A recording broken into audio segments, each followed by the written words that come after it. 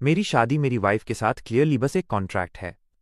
लेकिन जैसे ही मैंने डाइवोर्स प्रपोज किया, उस जिद्दी औरत ने बोला, डाइवोर्स मेरी डेड बॉडी के ऊपर से होगा।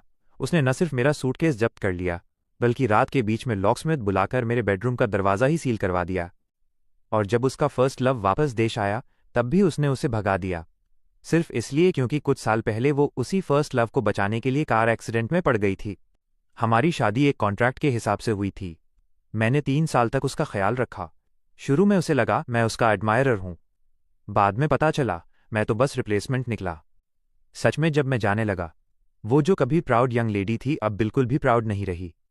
जांग चेन, मैं तुम्हारे बिना नहीं रह सकती, प्लीज मत जाओ। वो शाम 6 बजे घर आई। मैंने उसके टेस्ट के हिसाब से 6 डिशेज और एक सूप तैयार किया था। शाम के लिए बाथ भी रेडी किया, साथ में रोजेज और सेंटेड कैंडल्स भी रखे। फुल रोमांटिक सेटअप मैंने उसके स्लीपर्स एंट्रेंस पर रख दिए। जैसे ही उसने दरवाज़ा खोला, मैं तुरंत आगे बढ़ा, कोट लिया और स्लीपर्स सामने रख दिए। कोट वार्डरोब में टांगने के बाद मैंने पूछा, पहले नहाना है या खाना? वो फ़ोन में घुसी हुई थी, बिना ध्यान दिए बोली, पहले बाथ। थोड़ी देर बाद वो बाथरोब में बाहर आई, बाल सुखाते हुए।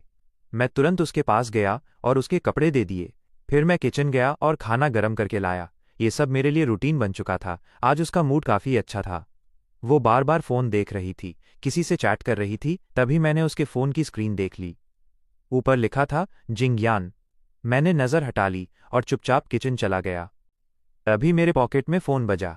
स्क्रीन पर नाम था टैंग म्यू। कॉल उठाते ही उधर से आवाज़ आई, शाओचैन, क्या तुम सच में यूवे को डिवोर्स देना चाहते हो? मैंने बाहर देखा, फायरवर्क्स हो रहे थे। थोड़ी देर बाद मैंने धीरे से कहा, आंटी, आप जानती हैं हम सिर्फ कॉन्ट्रैक्ट की वजह से साथ थे। अब कॉन्ट्रैक्ट खत्म हो चुका है और सॉन्ग जिंगयान भी वापस आ गया है। वो अब बहुत खुश है, उसे मेरी ज़रूरत नहीं है। उधर से उसकी माँ बोली, इन सालों में तुमने बहुत सहा है, मुझे सब पता है। मैंने सोचा था तुम्हारी लॉयल्टी उसे तुमसे प्यार करा देगी, लेकिन अब जब सॉन्ग जिंगयान वापस आ गया है, मुझे उसकी चिंता नहीं। 5 साल पहले तुमने उसके लिए विदेश जाने का मौका छोड़ा था। अगर अब भी जाना चाहते हो तो मैं अरेंज कर दूंगी। मैंने बाहर खिले हुए रात के फूल को देखा। इन 5 सालों में मेरी जिंदगी लिटरली पॉज पर थी। अब टाइम आ गया था आगे बढ़ने का। मैंने सिर हिलाया, थैंक यू आंटी, प्लीज़ जल्दी अरेंज कर दीजिए। मैं जल्द से जल्द जाना चाहता हूँ। कॉल कट गई।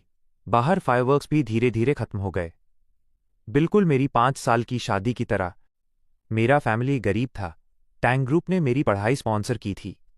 उसी वजह से मैं इतना आगे बढ़ पाया और विदेश जाने का मौका मिला। इसलिए जाने से पहले मैं थैंक यू बोलने टैंग फैमिली गया। वो सिर्फ मुझे ही स्पॉन्सर नहीं करते थे, लेकिन मैं पहला था जो थैंक्स बोलने गया। टैंग मॉम पहले बस फॉर्मल बात करना चाहती थीं, लेकिन फिर उन्होंने मुझे गौर से देखा और बोली, अगर सच में एहसान चुकाना चाहते हो तो मेरी मदद करो। वहीं से मुझे टांग युई और सॉन्ग जिंगयान की कहानी पता चली। टांग युई एक रिच लड़की, सॉन्ग जिंगयान एक परफेक्ट रिच बॉय।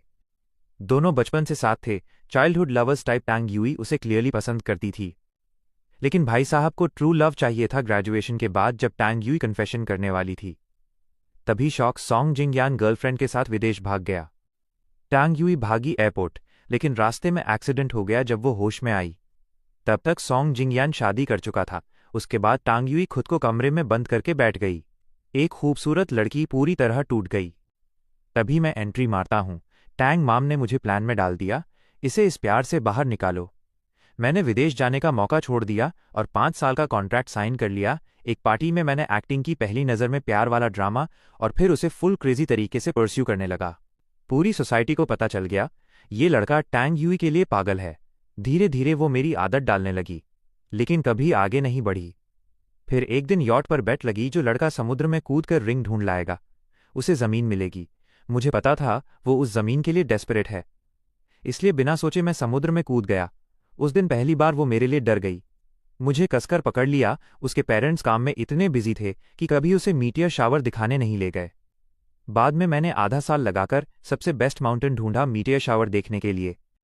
लेकिन उस रात मैं इंतज़ार करता रहा और मैडम आई ही नहीं। बाद में पता चला वो सॉन्ग जिंगयान को ढूंढने गई थी। तब तक सॉन्ग जिंगयान की शादी में प्रॉब्लम्स शुरू हो चुकी थीं, और उस दिन के बाद वो हर हफ्ते विदेश जाने लगी। हर बार नए नए गिफ्ट्स लेकर जाती, सॉन्ग जिंगयान को खुश करने के लिए, लेकिन मुझे कुछ नहीं बताती। जिस दिन सॉन्ग जिंगयान वापस आया, उससे मिलने की जल्दी में उसने तेज गाड़ी चलाई और फिर एक्सीडेंट में 3 दिन 3 रात बिना सोए उसका ख्याल रखता रहा। वो कोमा में थी, लेकिन हॉस्पिटल बेड पर 999 बार उसी का नाम ले रही थी। उस पल मुझे समझ आ गया, मदर टैंग ने जो मिशन दिया था वो कभी पूरा नहीं होगा। अच्छी बात यह थी कि कॉन्ट्रैक्ट खत्म हो चुका था। सॉन्ग जिंगयान भी डिवोर्स लेकर वापस आ गया था। टैंग यूई को उसका प्यार मिल गया था और मुझे बस निकल जाना था। अब हम दोनों अपनी अपनी नई जिंदगी शुरू कर सकते थे। तुम फोन पर किससे बात कर रहे थे? काफी देर तक बाहर ना आने पर टैंग यूई किचन में मुझे ढूंढने आई। मैं बस फोन को घूरते हुए खड़ा था, जैसे सिस्टम हैंग हो गया हो। फिर होश आया।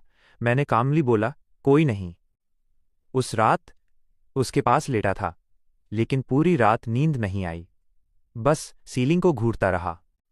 अगली सुबह उसने सामने रखे वेस्टर्न फूड को देखा और मुंह बना लिया।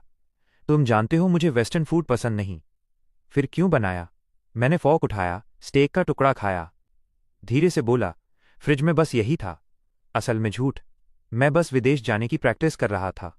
वो ज्यादा सोची नहीं, फोन टेबल पर रखा, लेकिन नजर उसी पर थी। उसे किसी मैसेज का इंतजार था और मुझे पता था किसका। अचानक फोन वाइब्रेट हुआ। वो तुरंत उठा ली। सॉन्ग जिंगयान का मैसेज था और मैडम की कोल्ड लिप्स भी स्माइल करने लगी। मैंने 30 सेकंड तक उसे देखा, फिर क्वाइटली डिवोर्स पेपर्स निकाल लिए। ये मोमेंट मैं कॉन्ट्रैक्ट साइन करते वक्त से ही रेडी था। Tang Yue, let's get divorced. मैंने ऐसे बोला जैसे मौसम की बात कर रहा हूं, लेकिन मैडम बिजी थी चैटिंग में और कैजुअली बोली हाँ। मुझे कोई शॉक नहीं हुआ। 5 साल से वो मुझे ऐसे ही ट्रीट कर रही थी, हाफ क्लोज हाफ डिस्टेंट। अब तो पूरा अटेंशन भी विड्रॉ कर लिया था। मैंने लास्ट पेज खोला, पेन दिया और साइन करने को कहा। वो बिना देखे साइन कर दी। एक हाथ से साइन, दूसरे से चैटिंग जारी। मैंने पेपर्स रख लिए और बोला, 1 महीने बाद मैं चला जाऊंगा। वो बस बोलकर उठी और चली गई। मैं खुद को रोक नहीं पाया। टैंग यूई, तुम्हें पता है मैंने क्या कहा? वो मुड़ी, कन्फ्यूज्ड। ऑर्फनेज वाले सामान की बात? कॉन्ट्रैक्ट जो साइन किया? मैं अंदर से हंसा, खुद पर। उसे तो ये भी याद नहीं था। कोई बात नहीं, सॉन्ग जिंगयान के साथ खुश रहना। मैं बस मुस्कुरा दिया, बिना मतलब। उस दोपहर मैं ऑर्फनेज गया, काम खत्म करके डायरेक्टर से मिलने गया। सर, मैं विदेश पढ़ने जा रहा हूं। वो बहुत खुश हुए। जैंग चेन, ये तो बहुत अच्छी बात है। फिर बोले, लेकिन टैंग यूई से दूर हो जाओगे, लॉन्ग डिस्टेंस मुश्किल होता है। मैंने बच्चों को खेलते देखा और बोला, दूर नहीं, डिवोर्स हो चुका है। वो शॉक हुए, फिर बोले, अच्छा ही हुआ। अगर वो तुमसे प्यार करती तो कभी यहां तुम्हारे साथ आती। मैं मुस्कुराया, हाँ, डिवोर्स सच में अच्छा है। घर आकर मैंने सामान पैक करना शुरू किया, तब रियलाइज हुआ मेरे पास कपड़े ही कितने कम हैं, बस वही जो शादी के वक्त मिले थे। 5 साल में उसने कभी मेरे लिए कुछ नहीं खरीदा। फिर मैंने वो सारे गिफ्ट्स निकाले जो मैंने उसे दिए थे और सब स्क्रैप में बेच दिए। इतनी मेहनत से बर्थडे गिफ्ट्स दिए, लेकिन उसने कभी देखा तक नहीं। सब पर डस्ट जमी हुई थी। जब स्क्रैप ट्रक जा रहा था, पीछे से हॉर्न बजा, मुड़कर देखा। मेबाक, उससे एक रेड ड्रेस वाली वुमन उतरी। टैंग यूई की सिस्टर टैंग शैन। उसने ट्रक को देखा और बोली, छोटे घर से हो इसलिए कार्डबोर्ड भी बेच रहे हो? मैंने इग्नोर किया और जाने लगा। वो गुस्से में आ गई, आकर मुझे पकड़ लिया। सुनाई नहीं देता? मैं बात कर रही हूं। मैंने उसका हाथ हटाया और इरिटेट होकर देखा, क्योंकि पहली बार मैंने टैंग फैमिली को इंपॉर्टेंस देना बंद कर दिया था। टैंग शैन को मैं कभी पसंद नहीं आया। उसे लगता था कि मेरी औकात ही नहीं है टैंग फैमिली में आने की। इसलिए पूरे 5 साल कभी वो मेरा बनाया ब्रेकफास्ट गिरा देती, तो कभी मेरे धोए हुए कपड़ों पर पैर रख देती। लेकिन अब जब मैं फाइनली फ्री होने वाला था, मुझे उसे इम्प्रेस करने का कोई शौक नहीं बचा था। टैंग शैन पहले तो गुस्सा करने वाली थी, लेकिन फिर अचानक मुस्कुराई। तुम जैसे लोग कार्डबोर्ड बेचो वही अच्छा है। तुम्हें पता भी है, मेरी सिस्टर का फर्स्ट लव वापस आ गया है। अब तुम जैसे टेम्पररी हस्बैंड को निकलना ही पड़ेगा।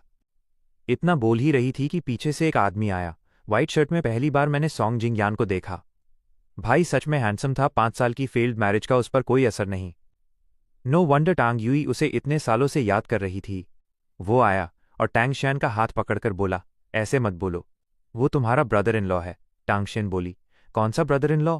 मेरी सिस्टर तो हमेशा से तुमसे ही प्यार करती है। वो हर हफ्ते विदेश जाती थी तुमसे मिलने, और जो गिफ्ट्स मिलते थे सब उसने तुम्हारे लिए खरीदे थे। फिर मुझे देखकर बोली, खड़े क्या हो, जाओ उसका लगेज अंदर लेकर आओ। मैंने लगेज की तरफ देखा, इग्नोर किया और सीधा अंदर चला गया। पीछे टैंग शैन गुस्से में पैर पटकती रह गई। आखिर में ड्राइवर ने सामान अंदर रखा। तभी टैंग यूई भी आ गई। उसकी नज़र सीधा सॉन्ग जिंगयान पर गई और जैसे उसे राहत मिल गई, फिर उसने मुझसे कहा, उसका घर खाली है, रेनोवेशन चल रहा है, तो कुछ दिन वो यहीं रहेगा, कोई प्रॉब्लम नहीं है ना। सॉन्ग जिंगयान भी एक्टिंग करने लगा, नहीं नहीं, मैं कहीं और चला जाता हूँ। ब्रदर जांग खुश नहीं लग रहे। टांग युई तुरंत बोली, कहीं जाने की जरूरत नहीं। ये बहुत जेनरस है, छोटी बात पर नाराज नहीं होगा। मैं ये सब चुपचाप देख रहा था। फिर मुस्कुराकर बोला, हाँ, मुझे कोई प्रॉब्लम नहीं है मिस्टर सॉन्ग, आप आराम से रहिए। अंदर से, भाई, अब तो पूरा घर ही तुम्हारा होने वाला है।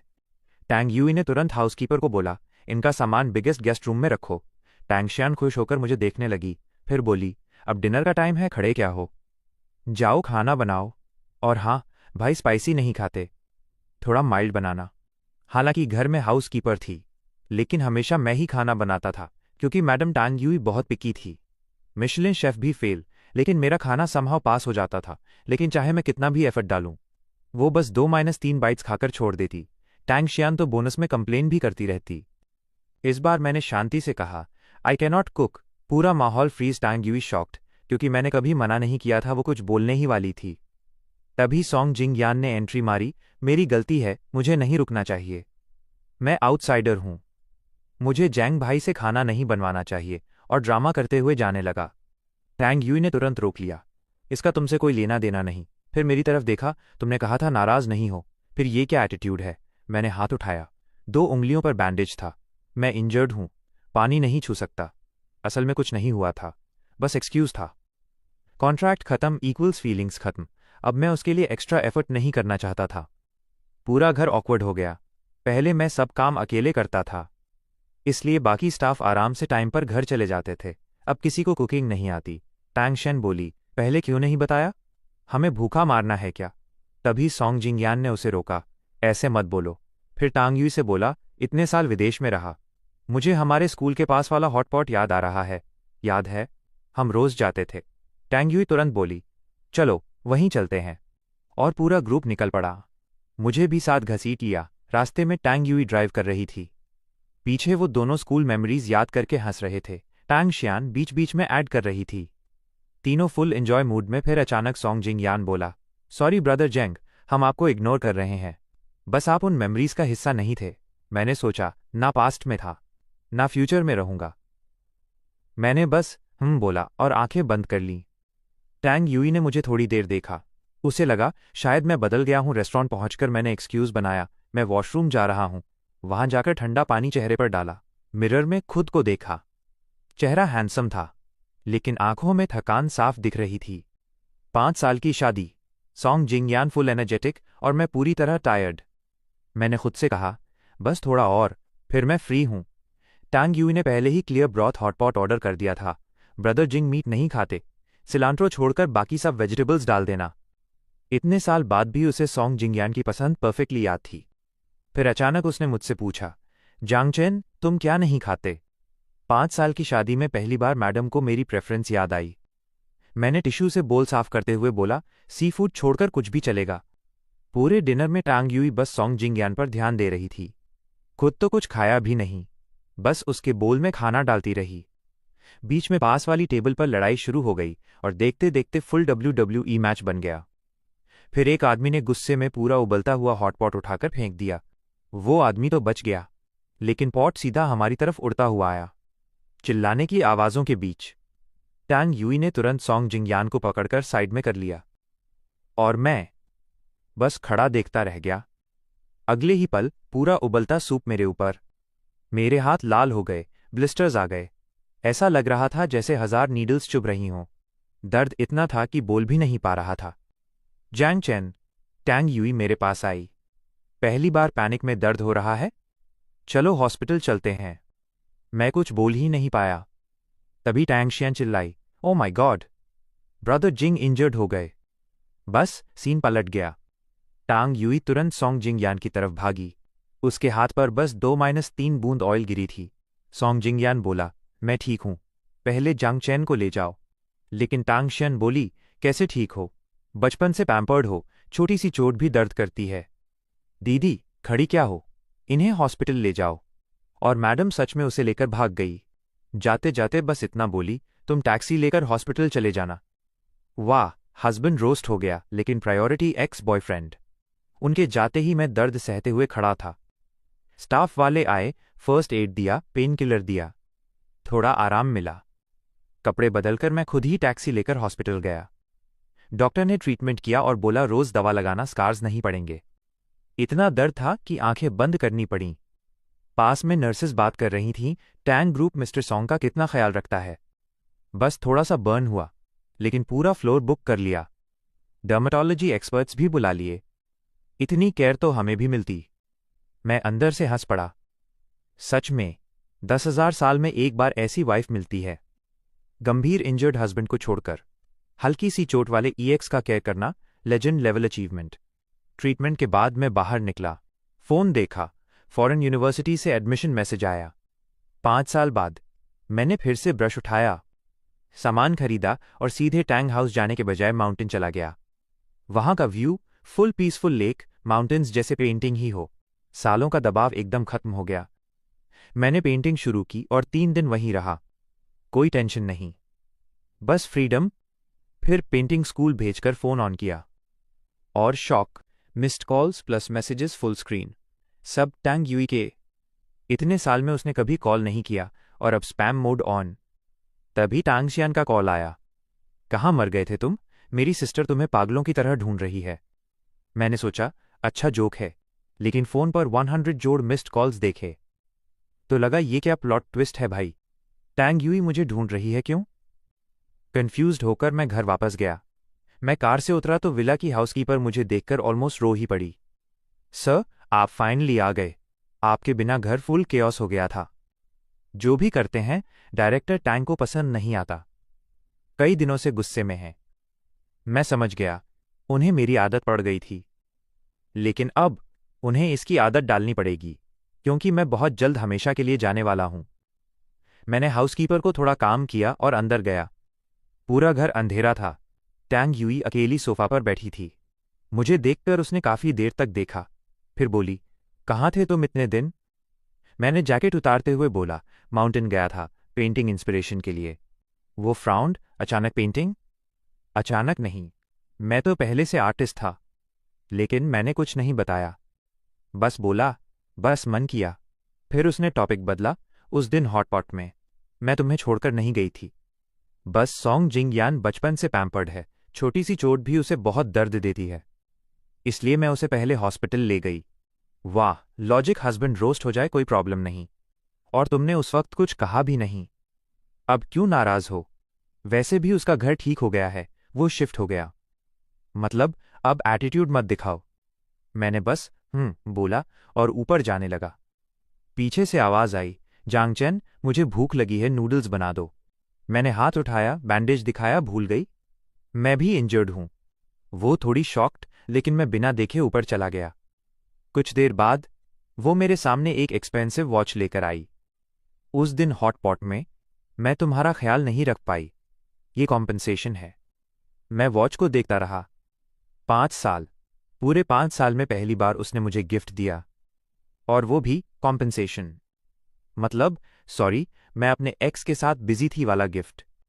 मुझे याद आया उसके ऑफिस में गिफ्ट्स का ढेर, जो उसने सॉन्ग जिंगयान के लिए खरीदे थे। मैंने अंदर की फीलिंग दबा दी। जो गिफ्ट मैं कभी सोच भी नहीं सकता था, अब उसकी कोई वैल्यू नहीं थी। मैंने लिया ही नहीं। वो बोली, अगर पसंद नहीं है तो बता देना, असिस्टेंट से ऑक्शन से सबसे एक्सपेंसिव मंगवाया है। तभी बाहर से टैंगशियान की आवाज, ब्रदर जिंगयान, आपको यहां आना चाहिए था। वो उसे अंदर खींचकर लाई और मेरी हाथ की वॉच देखकर बोली, OMG, ब्रदर जिंग को ये वॉच बहुत पसंद है। सीन समझ आ गया? टैंग यूई की आंखों में हेजिटेशन। मैंने सीधे वॉच उठाई और सॉन्ग जिंगयान को दे दी। आपके लिए खरीदी है, आप ही रखिए। एक लाइन में मैंने उसका कन्फ्यूजन सॉल्व कर दिया। पहली बार टैंग यूई मुझे अजीब तरीके से देखने लगी, जैसे मैं बदल गया हूं। और सच में मैं बदल गया था। 1 हफ्ते बाद डिवोर्स पीरियड खत्म होने वाला था, फाइनली फ्रीडम। मैंने पैकिंग शुरू की। तभी टैंग यूई ने असिस्टेंट से मेरे लिए एक्सपेंसिव सूट भेजा, मेन मैंशन में पार्टी के लिए। मैं हंसा, लीगल रिलेशनशिप खत्म, लेकिन मैडम को पता ही नहीं। मैं मना करने वाला था, लेकिन मदर टैंग से मिलना था, तो सूट पहनकर पार्टी में चला गया। वहां देखा सॉन्ग जिंगयान सेंटर ऑफ अट्रैक्शन। उसके फ्रेंड्स बोल रहे थे, डायरेक्टर टैंग तुमसे कितना प्यार करती है। ये वॉच लिमिटेड एडिशन है, प्योर वर्ल्ड में एक ही पीस। किसी मिस्टीरियस टाइकून ने खरीदी थी। पता चला वो डायरेक्टर टैंग थी। इतने साल बाद भी वो तुम्हें नहीं भूली। स्कूल में रोज तुम्हें पिक ड्रॉप करती थी। डेस्क में चॉकलेट्स जेली सब वही रखती थी। एक बार तुमने इग्नोर किया तो वो रो पड़ी थी। हर हफ्ते विदेश जाकर तुम्हें देखती थी, गिफ्ट्स देती थी तुम्हें खुश करने के लिए। अब तुम वापस आ गए हो और जांग चेन तो उसे पसंद भी नहीं। तुम दोनों को साथ होना चाहिए। सब लोग टीज कर रहे थे, हाँ हाँ टुगेदर हो जाओ। और मैं कॉर्नर में खड़ा चुपचाप ये सब सुन रहा था। मैं वहां खड़ा ये सब देख रहा था। लोग हंस रहे थे, मजाक कर रहे थे और मेरी वाइफ के पुराने प्यार की लव स्टोरी सुनाकर एंजॉय कर रहे थे। तभी पीछे से आवाज आई, जांग चेन। मैं पलटा। मदर टैंग थी। मैं मॉम बोलने वाला था, लेकिन फिर खुद को रोका। आंटी। उन्होंने हल्का सा साय लिया और मुझे विदेश जाने के सारे डॉक्यूमेंट्स दे दिए। सब अरेंज कर दिया है, तुम्हारी फ्लाइट 8 घंटे में है, कुछ और चाहिए? मेरे हाथ कांप रहे थे। फाइनली फ्रीडम मिलने वाला था। मैंने डीप ब्रेथ लिया। थैंक यू आंटी, आपने बहुत हेल्प की। फिर धीरे से बोला, बस एक रिक्वेस्ट है, अगर टैंग यूई पूछे तो बोलना आपको कुछ नहीं पता। हम दोनों का फिर कभी मिलना ना हो, यही बेटर है। वो शॉक हो गई, तुमने उसे बताया नहीं? मैं मन में सोच रहा था, क्या बताऊं?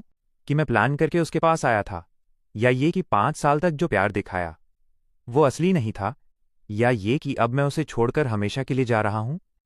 अब जब उसका फर्स्ट लव वापस आ गया है, मेरे जाने से क्या फर्क पड़ेगा? मैं बस मुस्कुराया, बताने की जरूरत नहीं, बस जल्दी जाना चाहता हूं। तभी पीछे से आवाज, लीव मतलब? मैं पलटा। टैंग यूई खड़ी थी। दिल थोड़ा हिला, समझ नहीं आया उसने कितना सुना। तभी मदर टैंग ने संभाल लिया, कुछ नहीं, तुम यहां क्यों आई? टैंग यूई ने ज्यादा पूछताछ नहीं की, बस बोली, मॉम केक कट करने का टाइम है। मदर टैंग बोली, तुम लोग कर लो, मैं ठीक नहीं हूं, और ऊपर चली गईं। अब टैंग यूई ने हाथ बढ़ाया, चलो केक कट करते हैं। मैंने सिर हिलाया, बैंडेज वाला हाथ दिखाया। नहीं, सॉन्ग जिंगयान के साथ कर लो। वो कंफ्यूज्ड, मैं उसके पास क्यों जाऊं? मैं हल्का मुस्कुराया, हमेशा तो वही करती हो। 5 साल से उसके लिए विदेश जाती रही, अब मैं खुद मौका दे रहा हूं, यूज इट। वो और कंफ्यूज्ड, क्या हो गया तुम्हें? मैं बोला, तुम दोनों क्लोज हो, बस केक ही तो है। मैं जेन्युइनली काम दिख रहा था। तो वो भी ज्यादा नहीं बोली, सीधा गई सॉन्ग जिंगयान के पास। उसके कान में कुछ बोला। भाई का फेस रेड। फिर दोनों स्टेज पर गए, हाथ पकड़कर केक कट किया। सीन ऐसा लग रहा था बर्थडे नहीं, वेडिंग चल रही है। नीचे सब लोग क्लैप कर रहे थे, कुछ लोग बोल रहे थे, किस किस। सॉन्ग जिंगयान लाल टमाटर, टांग यूई भी थोड़ा ब्लश, लेकिन रोक भी नहीं रही थी। और मैं फोन निकालकर टाइम देख रहा था। 3 घंटे में फ्लाइट अब निकलना चाहिए। लेकिन लोगों को लगा बेचारा दुखी है। थोड़ी देर बाद टैंग शियान और उसके रिच गैंग मेरे पास आ गए। चारों तरफ से घेर लिया। जांग चेन, इतने साल शादी के बाद भी बस खड़े होकर मेरी सिस्टर और जिंगयान को देख सकते हो। मैंने पहले ही कहा था, वो तुमसे प्यार नहीं करती, तुम बस उसका इमोशनल बैंडेज थे। अगर थोड़ी भी शर्म होती तो पहले ही छोड़ देते। मैंने इग्नोर किया, मुझे पैकिंग करनी थी। लेकिन ये लोग रुके नहीं। अरे अगली डकलिंग स्वॉन बनने का सपना? अगर जिंगयान विदेश नहीं जाता तो तुम्हें ये जगह मिलती? अपनी औकात पता है। और बोलते बोलते मुझे पुश करने लगे। मैं चुप रहा। फिर एक गुस्से वाला लड़का आया और जोर से धक्का दे दिया। मैं पीछे गिरा, सीधा शैंपेन टावर पर। धड़ाम। सारे ग्लास टूट गए, व्हाइट वाइन जोड़ मेरा खून मिक्स। पूरा हॉल शॉक। टैंग यूई ने ये देखा और तुरंत दौड़ी, सॉन्ग जिंगयान को छोड़कर मेरे पास आई। मुझे उठाया। उसकी आंखों में गुस्सा, किसने किया ये? सब चुप। वो डॉक्टर बुलाने को बोल रही थी। तभी बॉडीगार्ड दौड़कर आया, मिस टैंग, मिस्टर सॉन्ग के पेट में दर्द हो रहा है। बस फिर से प्लॉट ट्विस्ट। गेम खत्म। Tang Yue, loading confusion. मैं, जाओ उसकी देखभाल करो, मैं खुद संभाल लूंगा। इनर वॉइस, प्रैक्टिस हो चुकी है इग्नोर होने की, नो वरीज। वो गिल्ट फेस बनाकर चली गई और मैं वही खड़ा, ब्रोकन लेकिन स्टेबल। बाकी लोग बोले, सिंपैथी लेने की कोशिश मत कर। मैं, सिंपैथी नहीं भाई, एग्जिट प्लान चल रहा है। मैं चुपचाप रूम में गया, खुद दवा लगाई, नए कपड़े पहने और निकल पड़ा। घर जाकर पैकिंग की डिवोर्स पेपर टेबल पर रखा, दूर खोला, सामने टांग चियान। वो बोली, कहाँ भाग रहे हो? मैं, भाग नहीं रहा, निकल रहा हूं परमानेंटली। उसका दिमाग, सिस्टम एरर 404। मैं बोला, डिवोर्स कर रहा हूं, तुम लोग खुश रहो। वो बोली, ड्रामा मत कर। मैं, टेबल पे पेपर है, जाकर चेक कर लो। और फिर मैंने आखिरी बार घर देखा, सोचा 5 साल इक्वल्स फ्री ट्रायल खत्म। मैं मुस्कुराया, पहली बार जेन्युइनली। अब मैं अपनी जिंदगी जीने जा रहा हूं। और बस लगेज उठाया और अंधेरी रात में गायब हो गया। दी एंड नहीं, रियल स्टार्ट। वो कागज सच में उसी ने साइन किया था, लेकिन उसके दिमाग में तो जरा भी याद नहीं कि उसने कभी डिवोर्स पे साइन किया हो। अचानक उसकी आंखें सिकुड़ जाती हैं। फिर उसे याद आता है, उस दिन सुबह वो वेस्टर्न खाना खा रही थी और उसने उसे कुछ साइन करने को दिया था। पर मैडम उस टाइम टोंग जिंग नियान को टेक्स्ट करने में इतनी बिजी थी कि ध्यान ही नहीं दिया। अब सोचती है, अरे यार, वही तो डिवोर्स पेपर था। गुस्से में वो कागज को मसल देती है और टुकड़े टुकड़े करके हवा में उड़ा देती है। मैंने उसे डिवोर्स दिया? ये तो दुनिया का सबसे बड़ा मजाक है। वो मुझसे इतना प्यार करता था कि मेरे लिए समुंदर में कूद जाए। मैं उसे बार बार छोड़कर गई, फिर भी वो कभी नाराज नहीं हुआ। बस हाल में मैं टोंग जिंग नियन का ज्यादा ख्याल रख रही थी, तो थोड़ा जेलस हो गया होगा। 5 साल में थोड़ा जेलस होना तो बनता है। वो खुद ही वापस आ जाएगा। अगर अभी नहीं आया तो भी आएगा ही। उसे पूरा भरोसा है, इस दुनिया में मुझसे ज्यादा उसे कोई प्यार कर ही नहीं सकता। Confidence level over 9000। इसके बाद विला के सर्वेंट्स भी उसका नाम लेना बंद कर देते हैं। एक दिन टांग यूई टोंग जिंग नियान को हॉस्पिटल से घर लाती है। टेबल पर सिंपल सी खिचड़ी पॉरेज रखी होती है। टैंग शियान गुस्से में चम्मच पटकती है, ये किसने बनाया? जांग चेन कहाँ है? उसे बोलो दूसरी बनाकर दे। सर्वेंट डरते डरते बोलता है, मैडम मास्टर कई दिनों से वापस नहीं आए। अब मैडम की आंखें बड़ी हो जाती हैं, अभी तक नहीं आया? उसे लगा था डिवोर्स वाली बात बस मजाक थी। आखिर इतनी बड़ी फैमिली को कौन छोड़ेगा? उधर टांग शियान सोचती है, दीदी तो सालों से टोंग जिंग नियान के पीछे थी। अब तो डिवोर्स भी हो गया, थियोरेटिकली तो हैप्पी होना चाहिए। लेकिन टैंग यूई का चेहरा देखो, उसे गुस्सा आ रहा है कि वो अभी तक वापस नहीं आया। मतलब बंदा चला गया, फिर भी एटीट्यूड सेम है। खाना खत्म होने के बाद टोंग जिंग यान को ऊपर आराम करने भेज दिया जाता है। फिर टांग शियन पूछती है, दीदी आप जिंगनियान को ऑफिशियल स्टेटस कब दोगी? मैं तो सालों से उसे जीजाजी बनते देखना चाहती हूं। टैंग यूई तुरंत घूरती है, क्या कहा तूने? टैंग शियन थोड़ी डरती है, लेकिन फिर भी बोल देती है, जांग चैन तो आपको डिवोर्स दे चुका है, आपको वो पसंद भी नहीं था, तो जिंग नियान के साथ क्यों नहीं? टैंग यूई शॉक्ड, तुझे कैसे पता उसने मुझे डिवोर्स दिया? टैंग शियन धीरे से, उस दिन जब आपने मुझे दवा देने भेजा था, मैंने वो पेपर देख लिया था। पर मुझे लगा वो मजाक कर रहा है। इतने दिन हो गए और वो वापस भी नहीं आया। अ फ्लैट टू लगता है बंदा सच में डाइवोर्स मूड में है। टैंग यूई ने जैसे ही ये सुना, उसका फेस और भी डार्क मोड में चला गया। उसने बिना ज्यादा सोचे समझे रियलाइज कर लिया कि जो डिवोर्स पेपर्स उसने छोड़े वो गुस्से में नहीं, फुल प्लानिंग के साथ थे। हाथ में कॉफी कप था, उसने सीधा धड़ाम से टेबल पर पटक दिया। पहले इतना प्यार करता था और अब बिना पीछे देखे चला गया। लगता हाई मेन हाई ज्यादा हाई वीआईपी ट्रीटमेंट दी रही थी इसको।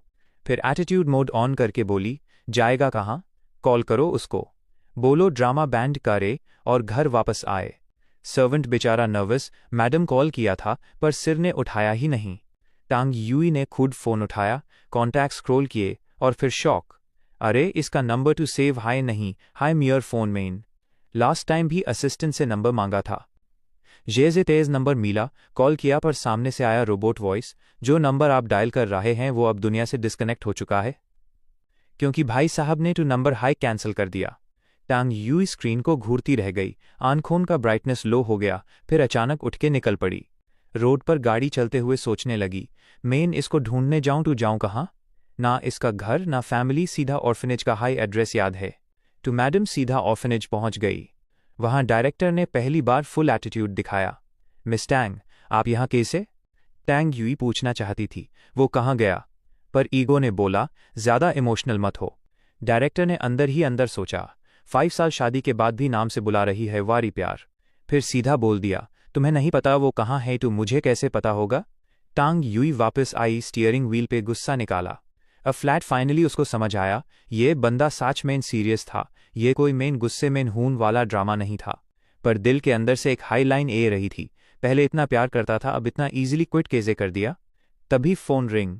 माँ की आवाज़ आई, बेटा घर ए जाओ, इम्पॉर्टेंट बात करनी है, तुम और टोंगजिंग नियान। बस इतना सुनते ही तांग युवेई ने तुरंत बात काट दी। मम्मी, मैंने जोंग चेन से तलाक के लिए हाँ ही नहीं की। तांग मम्मी तो एकदम सन्न रह गईं, दराज खोला और एक कागज़ निकाला। बेटी, पर तुम दोनों का तो तलाक का सर्टिफिकेट भी आ चुका है, जोंग चेन ने तुम्हें बताया नहीं। तांग युवेई का दिमाग लोडिंग एरर 404। उसकी आंखों में उलझन देखकर तांग मम्मी और भी हैरान। मतलब न विदेश जाने का बताया, न तलाक का। ये लड़का साइलेंट मोड पे ही जिंदगी जी रहा था क्या।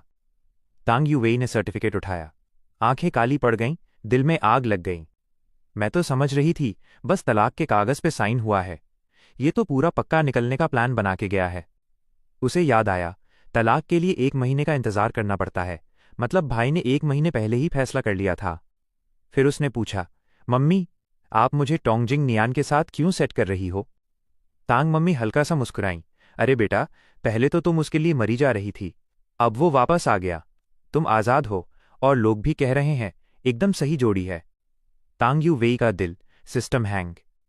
पर मैंने तलाक के लिए हाँ नहीं की थी। अब उसके दिमाग में पूरी खिचड़ी पक गई। 5 साल की आदत, देखभाल, आराम, उसके बिना मैं कैसे रहूंगी।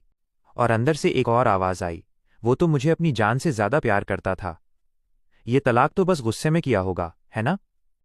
टोंगजिंग नियान, हाँ पसंद था, पहला प्यार था, पुरानी यादें हैं, पर जोंग चेन को छोड़ना सिस्टम इजाज़त ही नहीं दे रहा। तांग मम्मी ने फिर एक और फाइल निकाली। तांग यू वेई ने देखा, बड़े बड़े अक्षरों में लिखा था, एहसान चुकाने का समझौता। नीचे दस्तखत जोंग चेन के। मम्मी, ये क्या है। तांग मम्मी, बेटा, जब टोंगजिंग नियान तुम्हें छोड़कर विदेश गया था, तुम तो पूरी दुखियारी हीरोइन बन गई थी, तो मैंने सोचा कोई बंदा लाते हैं जो तुम्हें संभाले। और तब एंट्री हुई जोंग चेन की, वो असल में उपकार चुकाने आया था। तो सौदा हो गया, 5 साल तक तुम्हारे साथ रहेगा, तुम्हारा दिल टूटने के गम से निकालेगा, फिर अपना काम खत्म, इक्वल्स बाहर का रास्ता।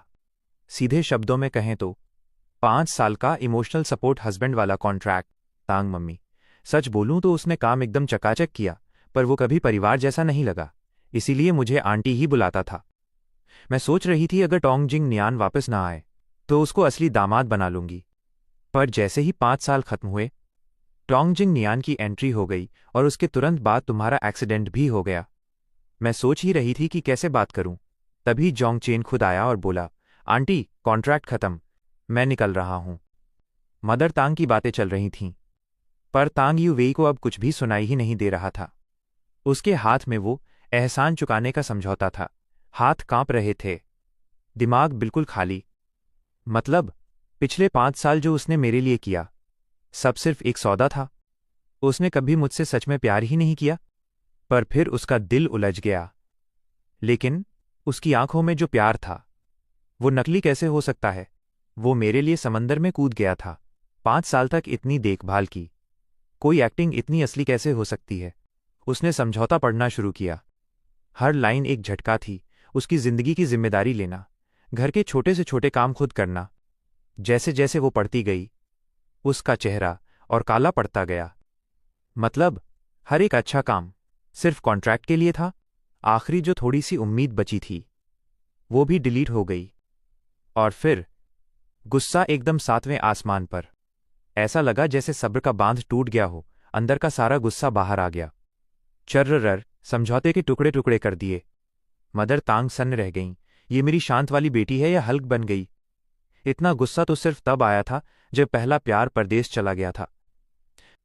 थोड़ी देर बाद तांग युवेई ने लंबी सांसें लीं, खुद को काबू किया, फिर सीधा मम्मी की तरफ देखा, थोड़ा ताना मारते हुए, मम्मी, आपको पता है ना जोंग चेन कहाँ गया।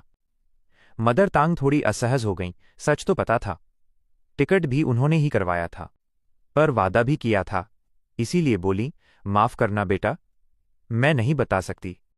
फिर एक कड़वी मुस्कान के साथ, वैसे भी अगर बता भी दूं, तुम उसे ढूंढ नहीं पाओगी, क्योंकि भाई साहब चालाक निकले। उन्होंने उस देश में जाना ही छोड़ दिया जहां मम्मी ने प्लान बनाया था।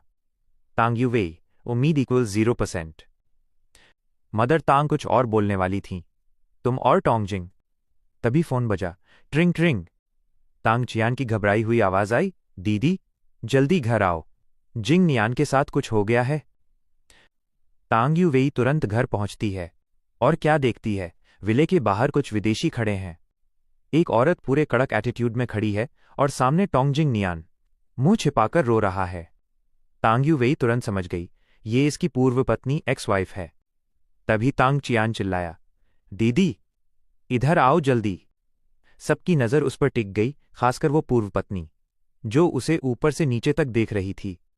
इतना दबदबा वाला लुक था कि तांग यूवेई को भी हल्का सा डर लग गया। फिर वो आगे बढ़ी, टोंगजिंग नियान के पास जाकर बोली, मिस यांग, आप यहाँ क्यों आई हैं? यांग टिंग ने तांग यूवेई को देखा और ठंडी सी हंसी हंसी, मैं यहाँ क्यों आई हूँ? मिस तांग, तुम्हें अच्छे से पता है, मैं और टोंगजिंग नियान 5 साल तक शादीशुदा थे और तुम हमेशा बीच में आती रहीं। सच कहूं, हमारा तलाक तुम्हारी वजह से ही हुआ है। तांग यूवेई पूरी तरह चकरा गई। क्या? मैं? उसके दिमाग में फ्लैशबैक चलने लगा। वो हर हफ्ते चुपके से विदेश जाती थी, टोंगजिंग नियान को दूर से देखकर वापस आ जाती, गिफ्ट्स छोड़ के आती, पर एकदम सादे वाले, ताकि कोई शक न करे। उसको लगता था कोई नहीं जानता, पर मैडम पूरी तरह सीसीटीवी में कैद हो चुकी थीं। यांगटिंग उसे ऐसे देख रही थी जैसे कितनी भोली बन रही है। हमारी शादी जल्दी हुई थी, पर शुरू में मैं उससे सच में प्यार करती थी। फिर बिजनेस संभालना पड़ा, बिजी हो गई और धीरे धीरे उसे इग्नोर करने लगी। उसके सोशल मीडिया पोस्ट देखती थी, समझ आता था वो अकेला है, पर जब भी कॉल करती, काम बीच में आ जाता। फिर एक दिन घर के बाहर अजीब गिफ्ट्स आने लगे। अमेरिका में मिलते ही नहीं ऐसे गिफ्ट्स। कैमरा चेक किया और क्या देखा, तांग यूवेई चुपके से गिफ्ट्स रख रही थी। बस फिर क्या, पूरा जलन वाला मोड ऑन हो गया।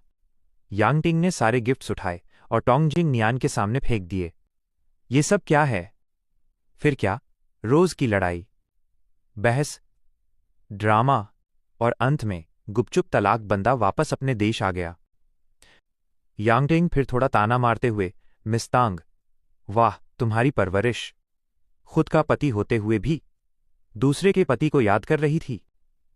ये सुन के तांग यूवेई का चेहरा एकदम सफेद पड़ गया। उसने धीरे से बोला, मेरा पहले ही तलाक हो चुका है।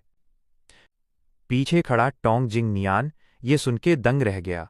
उसके दिमाग में भी पुरानी यादें आने लगीं।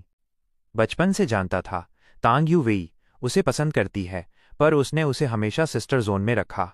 एक दिन पता चला वो प्यार का इजहार करेगी, तो भाई ने क्या किया, अपनी गर्लफ्रेंड को घर ले आया, सीधा शादी कर ली, मुसीबत खत्म। पर शादी जल्दी में हुई थी। शुरुआत में प्यार था, फिर धीरे धीरे दिक्कतें आईं। पत्नी बिजी, बाहर के लोग दखल देने लगे, गलत फहमियां, और बीच में तांग यूवेई के गिफ्ट्स। टोंगजिंग नियान सब समझता था, ये भी जानता था तांग यूवेई भी शादीशुदा है। उसने फैसला किया, मैं चुपचाप गिफ्ट्स हटा देता हूं। पर जिस दिन हटा रहा था, यांगटिंग ने पकड़ लिया और फिर सारा जमा हुआ गुस्सा फूट पड़ा। नतीजा, तलाक, वापस इंडिया।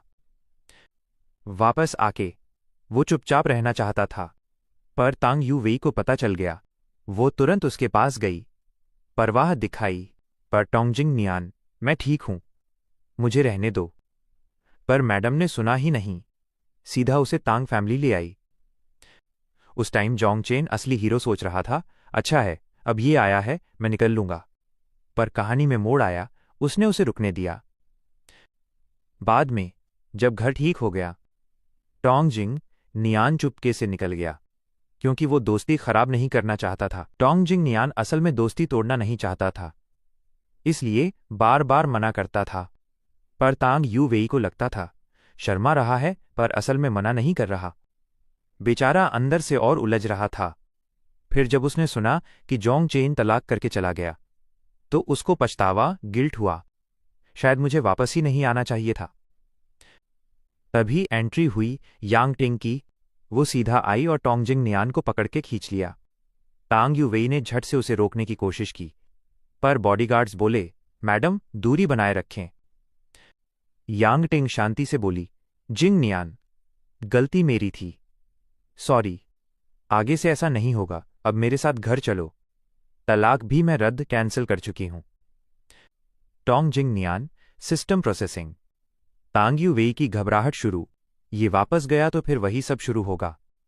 साइड में तांग जियान भी सपोर्ट में, हाँ भाई, मेरी दीदी बेस्ट है। टोंग जिंग नियान ने लंबी सांस ली और तांग यूवेई की तरफ देखा। यूवेई, शुक्रिया, तुमने मेरा ख्याल रखा।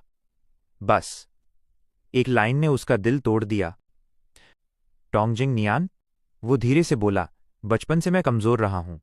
लोग आसानी से मुझे डरा धमका देते थे, मना करना नहीं आता था।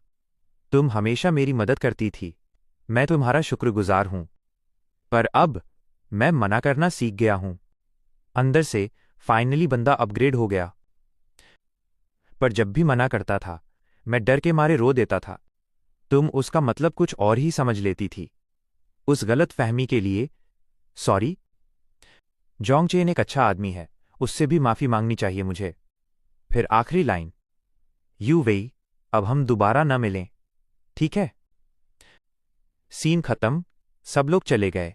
विले में सिर्फ तांग यूवेई रह गई। मदर तांग देखकर गुस्सा भी दुख भी। हर बार प्यार में फेल होती है और फिर वही हालत। और इस बार जोंग चेन भी नहीं है उसे संभालने के लिए। उधर इटली में जोंग चेन अपनी पेंटिंग वाली लाइफ एंजॉय कर रहा है। उसका दोस्त आया, फोन दिखाया, भाई देख, तांग यूवेई न्यूज में है। जोंग चेन ने एक नजर डाली और बोला, दोस्त, बस इतना ही रिएक्शन? जोंग चेन, तो और क्या करूं? नाचूं? ये दुनिया छोटी है, सबको सब पता है। उसका एक्सीडेंट, शादी, ड्रामा, सब वायरल हो चुका है। दोस्त पूरा गुस्से में, भाई इतनी अच्छी लड़की नहीं थी वो, तुम्हें वैल्यू नहीं दी और दूसरे के पति के पीछे पड़ी रही। मैं होता तो 2 थप्पड़ जरूर लगाता। जोंग चेन हल्का सा मुस्कुराता है, मैं जब से विदेश आया हूं, मैंने ये सब छोड़ दिया है। अब मैं घर गृहस्थी के झमेलों से पूरी तरह दूर हो चुका था। रात को आखिरी पेंटिंग पूरी करके जैसे ही सुस्ता रहा था, तभी फोन की ट्रिंग ट्रिंग ने सन्नाटा तोड़ दिया। एक क्लासमेट का फोन था जो हाल ही में देश वापस गया था। फोन उठाते ही वो एकदम एक्साइटेड होकर बोला, जोंग चेन, भाई सुन, तांग यूवेई तो बिल्कुल पागल हो गई है। मैं थोड़ा माथा सिकोड़ता हूं। मुझे अब पता चला, मेरे तलाक के बाद और उसका पहला प्यार भी अपनी एक्स बीवी के साथ वापस चला गया। तांग यूवेई की हालत एकदम खस्ता हो चुकी है। घर में बंद रोज शराबबाजी, पूरा दुखियारी हीरोइन मोड ऑन।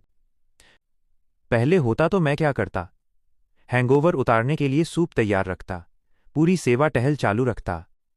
पर अब मैं हूं ही नहीं भाई। अब जब मैं नहीं हूं, तो मैडम को मेरी याद आने लगी है। अरे वो मेरा कितना ख्याल रखता था, वो कितना अच्छा इंसान था। और लोग भी कह रहे हैं जोंग चेन ही सबसे बढ़िया था। बस फिर क्या, मुझे ढूंढने का जुनून चढ़ गया उसे। पर दिक्कत ये है, मैं उस देश गया ही नहीं जहां मम्मी ने भेजा था, सीधा इटली शिफ्ट हो गया। तो मैडम के लिए सर्च रिजल्ट इक्वल्स 0 मिला और यहां से उसका पागलपन लेवल 100 पर पहुंच गया। कंपनी पर ध्यान देना बंद, जिन्होंने मुझे दुख पहुंचाया था उन सबको सजा दे दी। तांग जियान को भी ऑस्ट्रेलिया भेज दिया। लोग बोल रहे हैं ये पागल नहीं है तो और क्या है। मैं खिड़की के पास खड़ा होकर गुलाब को छूता हूं और सोचता हूं, जब से मैंने वो एहसान चुकाना शुरू किया था, मैंने उसे सिर्फ एक काम की तरह देखा। काम खत्म करो और चलते बनो। जिस दिन विदेश आया, पहले इरादा मम्मी वाले देश जाने का था, पर आखिरी वक्त पर नहीं, इटली चलते हैं। और उस दिन के बाद पूरा ध्यान करियर पर, कोई भटकाव नहीं, तांग यूवेई का नाम और निशान नहीं। अब उसकी खबरें सुनके बस एक ही बात जहन में आती है, देर से आया प्यार। प्यार नहीं, पछतावा होता है। और वैसे भी मैं उससे प्यार करता ही नहीं था, तो उसके पछतावे से मुझे क्या लेना देना। अगले दिन मैं पेंटिंग का सामान लेके स्टूडियो जा रहा था। मेरा खास दोस्त बाहर इंतजार कर रहा था। उसके हाथ से ब्रेड ली, उसको जन्मदिन का तोहफा दिया। दोनों हंसते खेलते क्लास की तरफ बढ़ गए। पर वहां जाकर पता चला आज क्लास कैंसिल है। क्योंकि एक मशहूर कलाकार लेक्चर देने आया है। हम दोनों लेक्चर हॉल गए। पूरी भीड़ जमा थी। किसी तरह आखिरी सीट हाथ लगी। जैसे ही दरवाजे पर दस्तक हुई, पूरी क्लास में सन्नाटा छा गया। और जैसे ही वो कलाकार अंदर आया, सब दंग रह गए, क्योंकि बंदा गजब का हैंडसम था। कला की दुनिया वाले भी सोच रहे थे, भाई ये आर्टिस्ट है या कोई मॉडल। पर मैं उसे देखकर वहीं जम गया। सांसें थम गईं, क्योंकि वो मुझे जानता था। वो मुस्कुरा के बोला, बहुत समय बाद मिले Jong chain.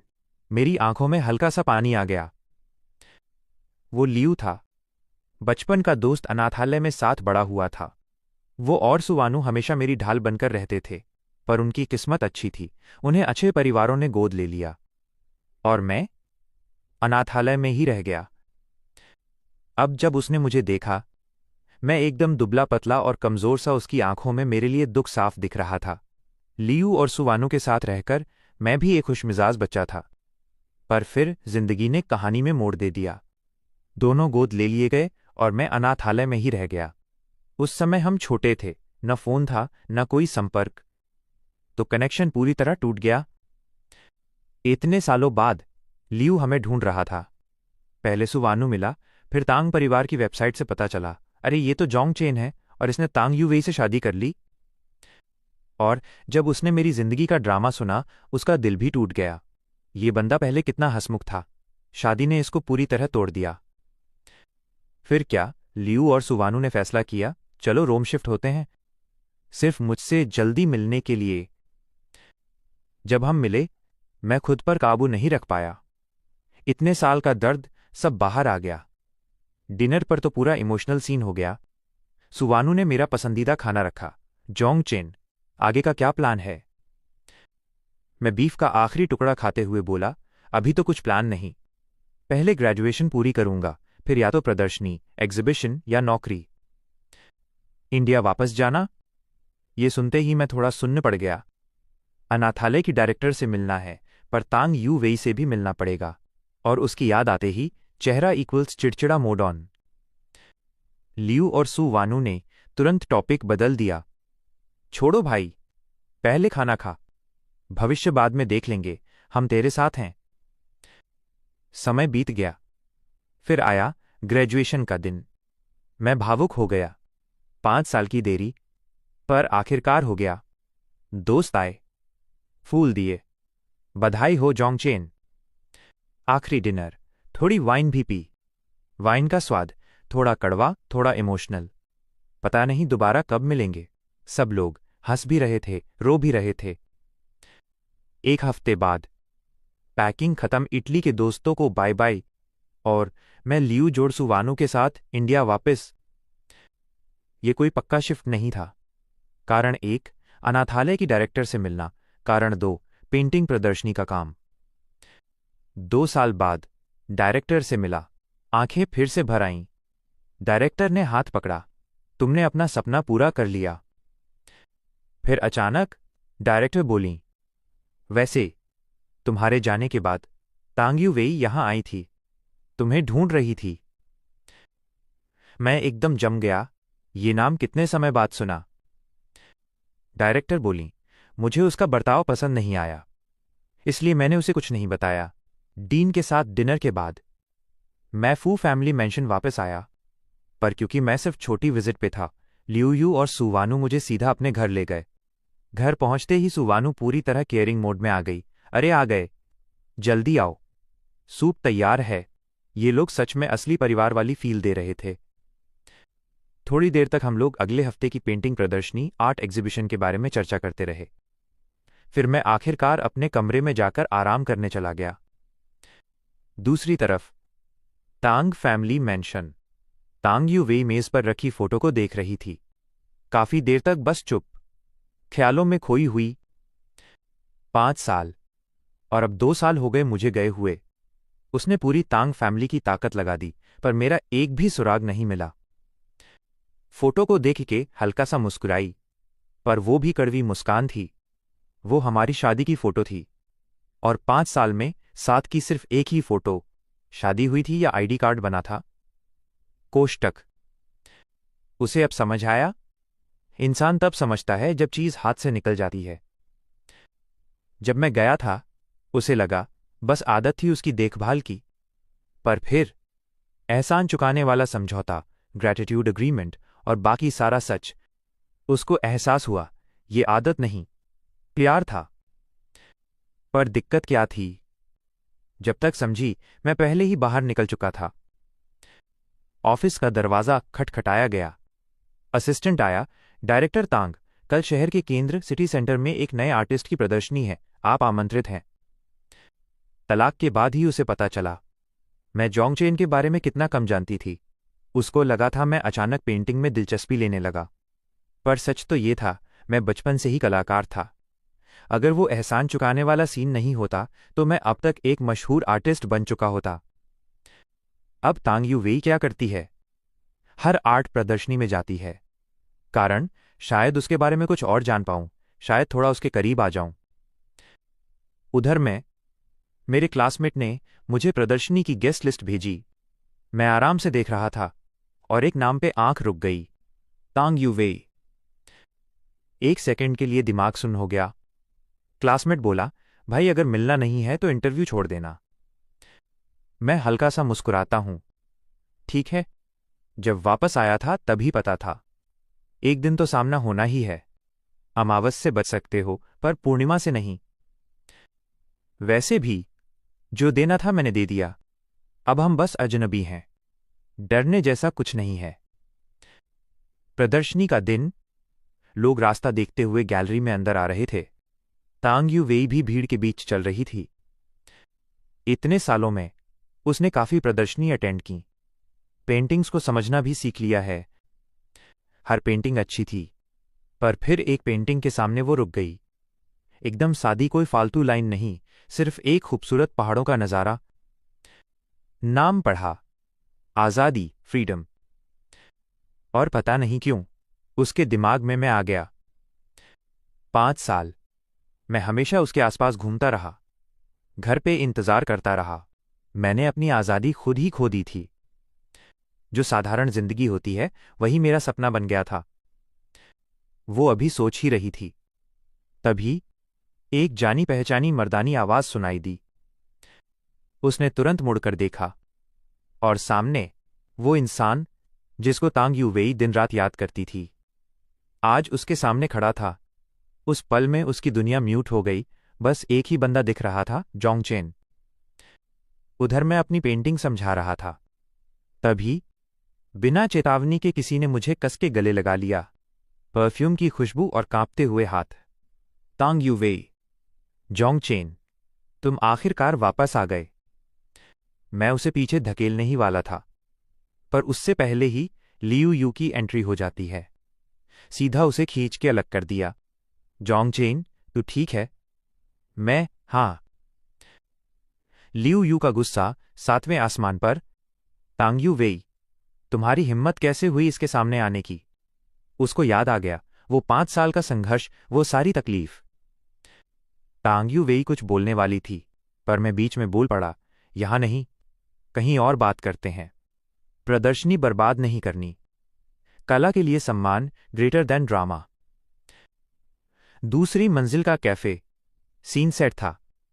Liu you bodyguard mode में, मैं एकदम शांत, तांग यू वेई पूरी तरह टूटी हुई। लियू यू सीधा बोला, तलाक हो चुका है, फिर भी क्यों पीछे पड़ी हो? तांग यू वेई मेरी तरफ देखती है। मेरे ठंडे चेहरे को देख के उसका दिल बैठ गया। ये वो जोंगचेन नहीं है। उसके पास 1000 सवाल थे, पर मुंह से निकला सिर्फ एक, तुमने मुझे तलाक क्यों दिया? साइड में सुवानू, वाह क्या बुद्धिमान सवाल है। मैं शांति से बोला, जो एहसान चुकाना था चुका दिया, इसलिए चला गया। जब तुमने तलाक के कागज पर साइन किया था तभी समझ गया था कि सच तुम्हें पता चल जाएगा। तांग यू वेई का हाथ कांप रहा था। मतलब 5 साल जो तुमने किया, सब सिर्फ एक सौदा था? मैं बिल्कुल शांत। हाँ, जब से समझौता हुआ, हमारा रिश्ता सिर्फ एहसान चुकाना था। मैं खुद को रोज याद दिलाता था, और इसलिए मैंने पहले ही तलाक का कागज बना लिया था। बंदा इतना तैयार था जैसे परीक्षा देने जा रहा हो। सच कहूं, तुम मेरी लाइफ की पहली लड़की थी। समाज में घुलने मिलने से पहले ही शादी हो गई। डर लगता था कहीं मैं 5 साल के नकली दृश्यों में फंस न जाऊं। इसलिए जब भी भावनाएं आने लगतीं, मैं तलाक का कागज निकाल लेता। भाई ने आत्मनियंत्रण का लेवल ही पार कर दिया। शायद मैंने कोशिश की थी तुम्हें पसंद करने की, पर जब भावनाएं शुरू हुईं, तुमने मुझे बार बार नजरअंदाज किया, सिर्फ टोंगजिंग नियान के लिए। एक आम इंसान भी थक जाता है। मैं तो वैसे भी सिर्फ एहसान चुका रहा था। तुमसे नफरत नहीं करता, वो भी बड़ी बात है। 5 साल बोलने में लंबा लगता है, पर 1 सेकंड में खत्म भी हो गया और मैं आजाद हो गया। हर एक लाइन तांग यू वेई को अंदर से तोड़ रही थी। उसका चेहरा एकदम सफेद पड़ गया। और फिर आखिरी डायलॉग, तांग यू वेई, न अतीत में, न वर्तमान में, न भविष्य में। मैं तुमसे कभी प्यार नहीं करता था और कभी नहीं करूंगा। हमारे बीच सिर्फ एक चीज थी, एहसान चुकाना। उसने कैसे रिएक्ट किया, मुझे बिल्कुल फर्क नहीं पड़ा। मुझे बस ये मैटर जल्दी खत्म करना था, फिर नीचे जाके एग्जीबिशन हैंडल करना था। तांग यू वेई फिर भी आगे बढ़कर मुझे रोकने की कोशिश कर रही थी, लेकिन लियू यू हमेशा मेरे सामने खड़ा हो जाता। वो बस बेकार में खड़ी देखते रह गई जब तक मैं डोर के अंदर गायब नहीं हो गया। ये छोटा सा इंसिडेंट एग्जीबिशन को अफेक्ट नहीं कर सका। आखिर में सब कुछ स्मूथली चला और हमने सेलिब्रेट भी किया। लियू यू और सुवानू ने स्पेशली मेरे लिए एक रेस्टोरेंट रिजर्व किया था, लेकिन खाना आने से पहले ही ताज़ा लाल गुलाबों, फ्रेश रेड रोजेस का एक गुलदस्ता डिलीवर हुआ। एक्सक्यूज मी, मिस्टर जोंग कौन है? ये फ्लावर्स मिस तांग ने भेजे हैं। उन्होंने आपको सक्सेसफुल आर्ट एग्जीबिशन के लिए बधाई दी है। मैंने सीधा मना कर दिया। बस वेटर से बोला, उन्हें वापस कर दो। प्लीज मिस तांग को कह देना मुझे लाल गुलाब पसंद नहीं है। लाल गुलाब वो होते हैं जो टोंगजिंग नियान को पसंद हैं। मुझे सिर्फ कांटों वाले क्लाइंबिंग रोजेस पसंद हैं। पहले जो वार्म एटमॉस्फेयर था वो एकदम ऑकवर्ड हो गया। वेटर भी समझ नहीं पाया क्या करे। मैंने कुछ और नहीं बोला तो वेटर चुपचाप वापस चला गया। लेकिन इससे तांग यू वेई पर कोई फर्क नहीं पड़ा। वो रोज मेरे स्टूडियो में क्लाइंबिंग रोजेस का गुलदस्ता भेजने लगी, पर हर बार वो अंदर आने से पहले ही डस्टबिन में चला जाता। फिर एक बार आर्ट एग्जीबिशन में तांग यू वेई ने जानबूझकर मेरा रास्ता रोका। वो पूछना चाहती थी कि मैं उसके फ्लावर्स क्यों एक्सेप्ट नहीं कर रहा। मैं उसे काफी देर तक देखता रहा, फिर अचानक मुस्कुराया। तंग यूई का जुनून कम नहीं हुआ था। वो रोज मेरे स्टूडियो पर क्लाइंबिंग रोजेस का गुलदस्ता भेजती रही, जिसे मैं बिना देखे सीधे कचरे के डिब्बे में डाल देता। फिर एक बार आर्ट एग्जीबिशन में उसने जानबूझकर मेरा रास्ता रोका। पूछने लगी कि मैं उसके फूल क्यों नहीं लेता। मैंने उसे बहुत देर तक देखा, फिर एक तल्ख मुस्कान के साथ बोला, 5 साल साथ रहे, फिर भी तुम मुझे जरा भी नहीं समझ पाई। मुझे तुम पसंद नहीं हो, इसलिए तुम्हारी दी हुई कोई भी चीज मुझे पसंद नहीं है। तंग यूई, हम शांति से अलग क्यों नहीं हो सकते? मैंने तुम्हें तलाक दे दिया है, अब तो तुम्हें सबसे ज्यादा खुश होना चाहिए, है ना? उसकी सांसें तेज हो गईं, आंखों में जैसे कुछ टूट सा गया था। उसकी आवाज कांप रही थी। उसने मेरा हाथ पकड़ने की कोशिश की। सच है जियांग चेन, मैंने तलाक ले लिया है, पर मैं खुश नहीं हूं। मुझे तुम्हारी आदत हो गई थी। तुम्हारे जाने के बाद ही मुझे एहसास हुआ कि मैं असल में जिससे प्यार करती हूं वो तुम हो, सॉन्ग जिंग नहीं। उसके लिए मेरी भावनाएं बस बचपन की जिद थी। अब वो भी चला गया है। हम वापस पहले जैसा सब कुछ ठीक क्यों नहीं कर सकते? मेरी आंखों में एक बेचैनी सी कौंध गई। वो दिन, मेरे लिए वो हर एक दिन किसी नर्क से कम नहीं था। मैं वापस उस जिंदगी में नहीं जाना चाहता था। मैंने झटके से अपना हाथ छुड़ाया और मेरी आवाज और भी ठंडी हो गई। तंग यूई, जरा अपनी बात तो सुनो। तुम्हें मुझसे प्यार नहीं है, ये बस एक आदत है, जैसे घर के नौकर की आदत होती है। बस फर्क इतना है कि दूसरे नौकर मेरी तरह नहीं है। कौन तुम्हारी खातिर अपनी जान जोखिम में डालेगा? क्या तुम सच में श्योर हो कि तुम्हें मुझसे प्यार है? खुद से ये सवाल पूछकर देखो, क्या तुम वाकई इस बात पर यकीन करती हो? तंग यूई का चेहरा सफ़ेद पड़ गया। 18 साल की उम्र में जब मैं तंग परिवार में आया था, तब से मैंने उसे कभी इतना बेबस नहीं देखा था। वो हमेशा कितनी घमंडी और खुद में खोई रहती थी, पर आज उसका चेहरा बिल्कुल बेजान लग रहा था। सिर्फ इसलिए क्योंकि अब मैं पहले जैसा नहीं रहा। उसकी बातों का जवाब देने के बजाय उसकी असलियत को आईना दिखाकर मैंने उसे वहीं छोड़ दिया। मैं वहां से निकल ही रहा था कि तभी मुझे माँ तंग का कॉल आया। माँ तंग के लिए मेरे दिल में आज भी सिर्फ शुक्रगुजार हूँ। आखिरकार उन्होंने ही मुझे अपना कर्ज उतारने का मौका दिया था। जब मैं यूनिवर्सिटी में था, ट्यूशन फीस भरने के बाद मेरे पास कुछ नहीं बचता था। मैं तंग परिवार का एहसानमंद नहीं रहना चाहता था। उन 5 सालों में उनकी इन्वेस्टमेंट का कर्ज चुकाना जज्बाती और तार्किक दोनों तरह से मेरे लिए सही था। मुझे लगा मुझे उनसे मिलना चाहिए। लियू यूयू ने फिक्रमंद होकर कहा, तुम्हें तंग परिवार के घर अब और जाने की जरूरत नहीं है। अगर उन्होंने तुम्हें परेशान किया तो क्या करोगे? लियू यूयू को गोद लिए जाने के बाद उसके माता पिता ने उसे हाई सोसाइटी के तौर तरीके सिखाए थे। उसने मुझे बहुत सी बातें समझाईं। तंग यूई को इमोशनल चोट से बचाने में मदद करना एक बात थी, लेकिन माँ तंग का जिद करना कि एक नौजवान अपनी पढ़ाई और अपना भविष्य दांव पर लगाकर 5 साल सिर्फ एक शादी में बर्बाद कर दे, ये वाकई बहुत घिनौनी बात थी। लू की बात बिल्कुल सही निकली। माँ तंग ने थोड़ी देर इधर उधर की बातें की, फिर घुमा फिराकर बात तंग यूई पर ले आईं। उनका मकसद साफ था, मुझे तंग यूई को एक और मौका देने के लिए मनाना। लुयू सही कह रहा था, तंग यूई की बर्बादी के जिम्मेदार वो खुद और सोंगजिंग थे। फिर भी वो लोग मुझे मोहरा बनाकर अपनी उलझनें सुलझाना चाहते थे। मेरी पढ़ाई, मेरा करियर, मेरा फ्यूचर, सब कुछ दांव पर लगाकर इसे एहसान चुकाना का नाम दे दिया गया। 5 साल बर्बाद किए, ऊपर से उम्मीद ये थी कि मैं तंग परिवार का शुक्रगुजार रहूं। आखिर दुनिया में इतनी सस्ती डील और कहाँ मिलेगी? सच कहूं तो शुरुआत में मैं ऐसा नहीं चाहता था। अगर मुझे अपनी यूनिवर्सिटी पूरी करने, बाहर जाकर पढ़ने का मौका मिलता तो मैं 1-2 साल की देरी से ही सही तंग परिवार के निवेश का पैसा ब्याज समेत लौटा देता। लेकिन माँ तंग को अपनी बेटी से कुछ ज्यादा ही लगाव था।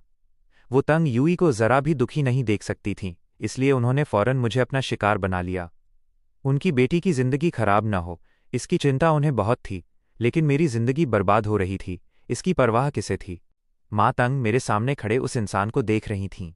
उनकी आंखों में तसल्ली भी थी और पछतावा भी।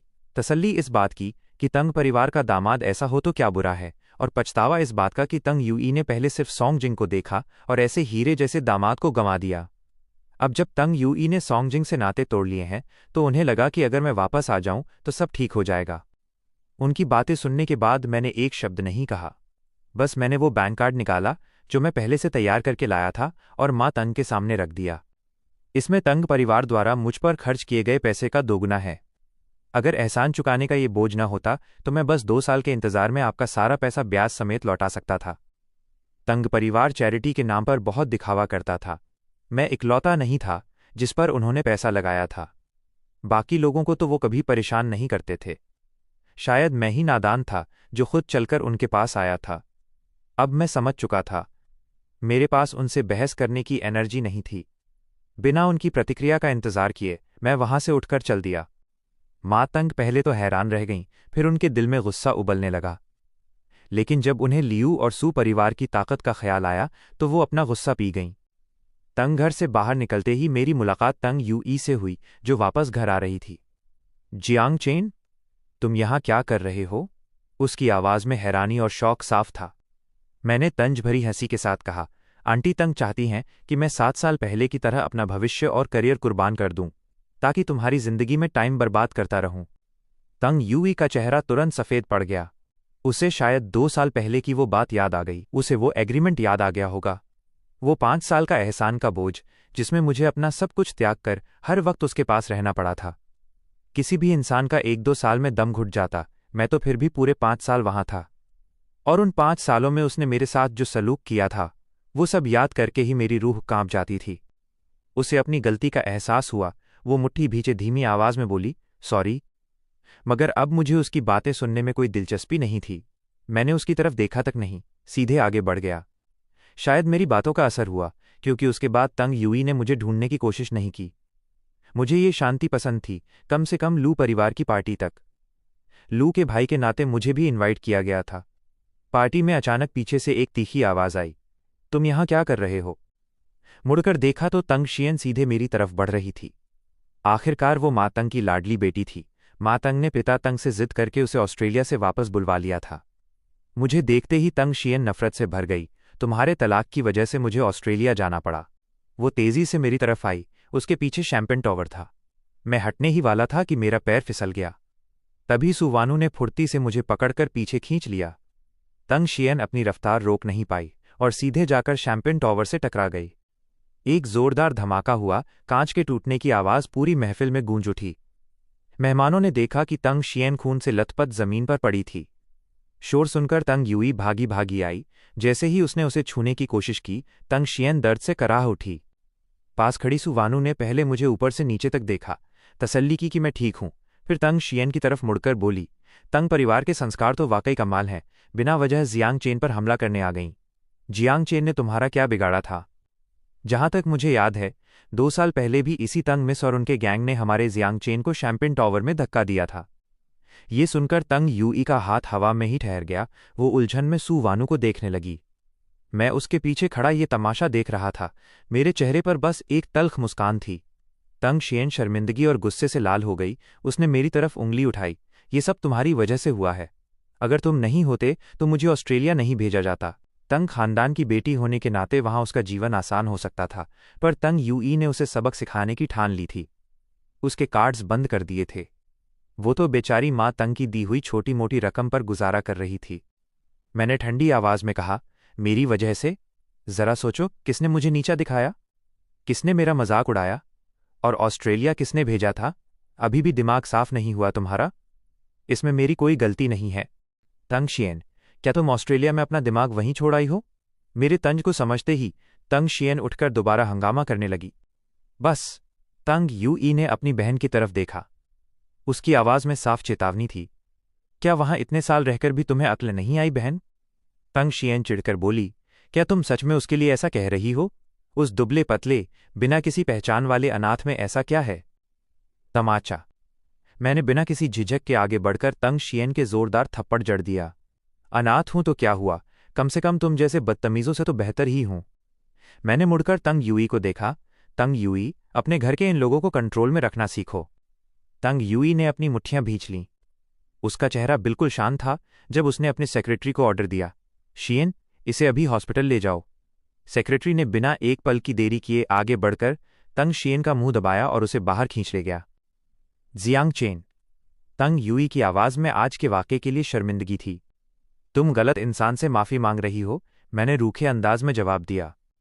तभी मैंने देखा कि बटलर घबराया हुआ लूयू को बुला रहा था। वहां आने से पहले ही लूयू को सारी बात पता चल चुकी थी। वो सीधे मेरी तरफ आया और तंग यूई की तरफ देखा तक नहीं, जो मुझसे माफी मांगने की कोशिश कर रही थी। उसे बस अपनी पत्नी और मेरे होने की फिक्र थी। क्या तुम्हें चोट लगी? दोनों के सिर हिलाने पर लूयू ने तंग यूई की तरफ देखा। आज जो भी हंगामा हुआ, मेरा असिस्टेंट आपसे मुआवजे की बात कर लेगा। इतना कहकर उसने बटलर को हमें ऊपर आराम करने के लिए ले जाने का इशारा किया।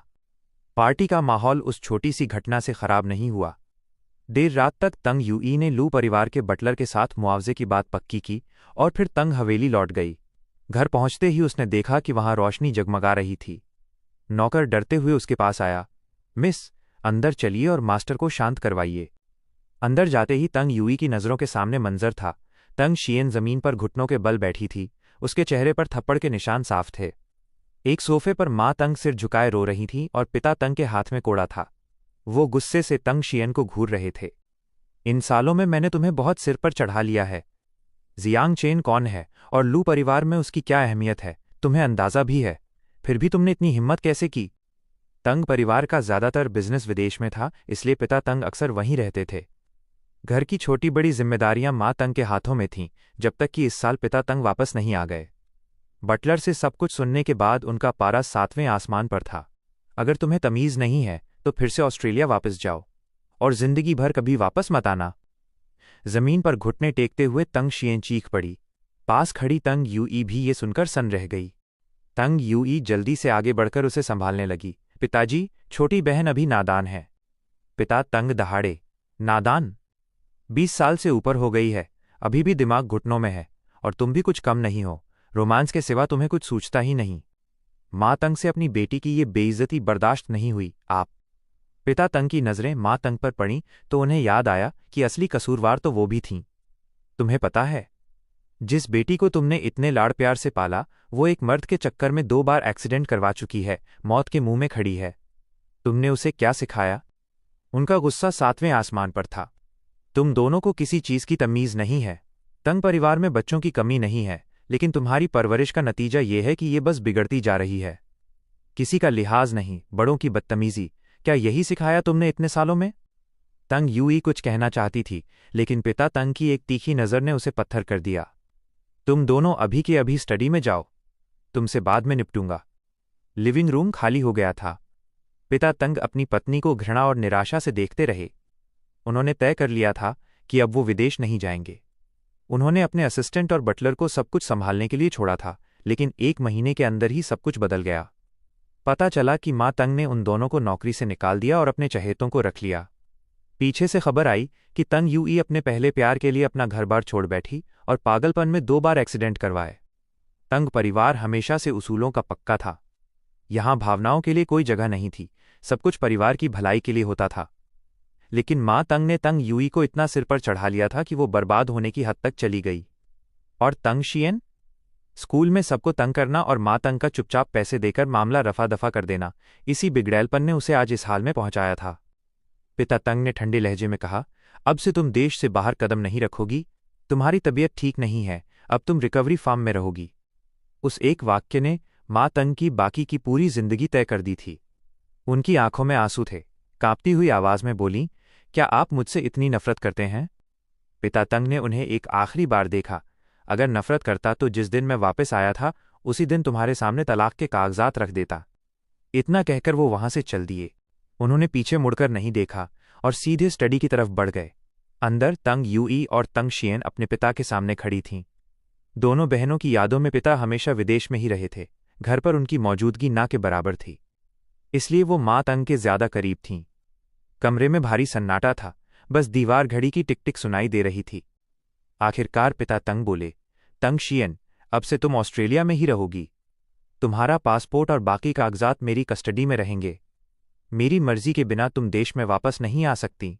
फिर उन्होंने तंग यूई की तरफ देखा। उनकी आंखों में गुस्सा तो नहीं, बस गहरी निराशा थी। कंपनी की फाइनेंशियल रिपोर्ट देखो और समझने की कोशिश करो कि तुम कहाँ खड़ी हो। अब से सीईओ का पद तुम्हारे चचेरे भाई के पास रहेगा।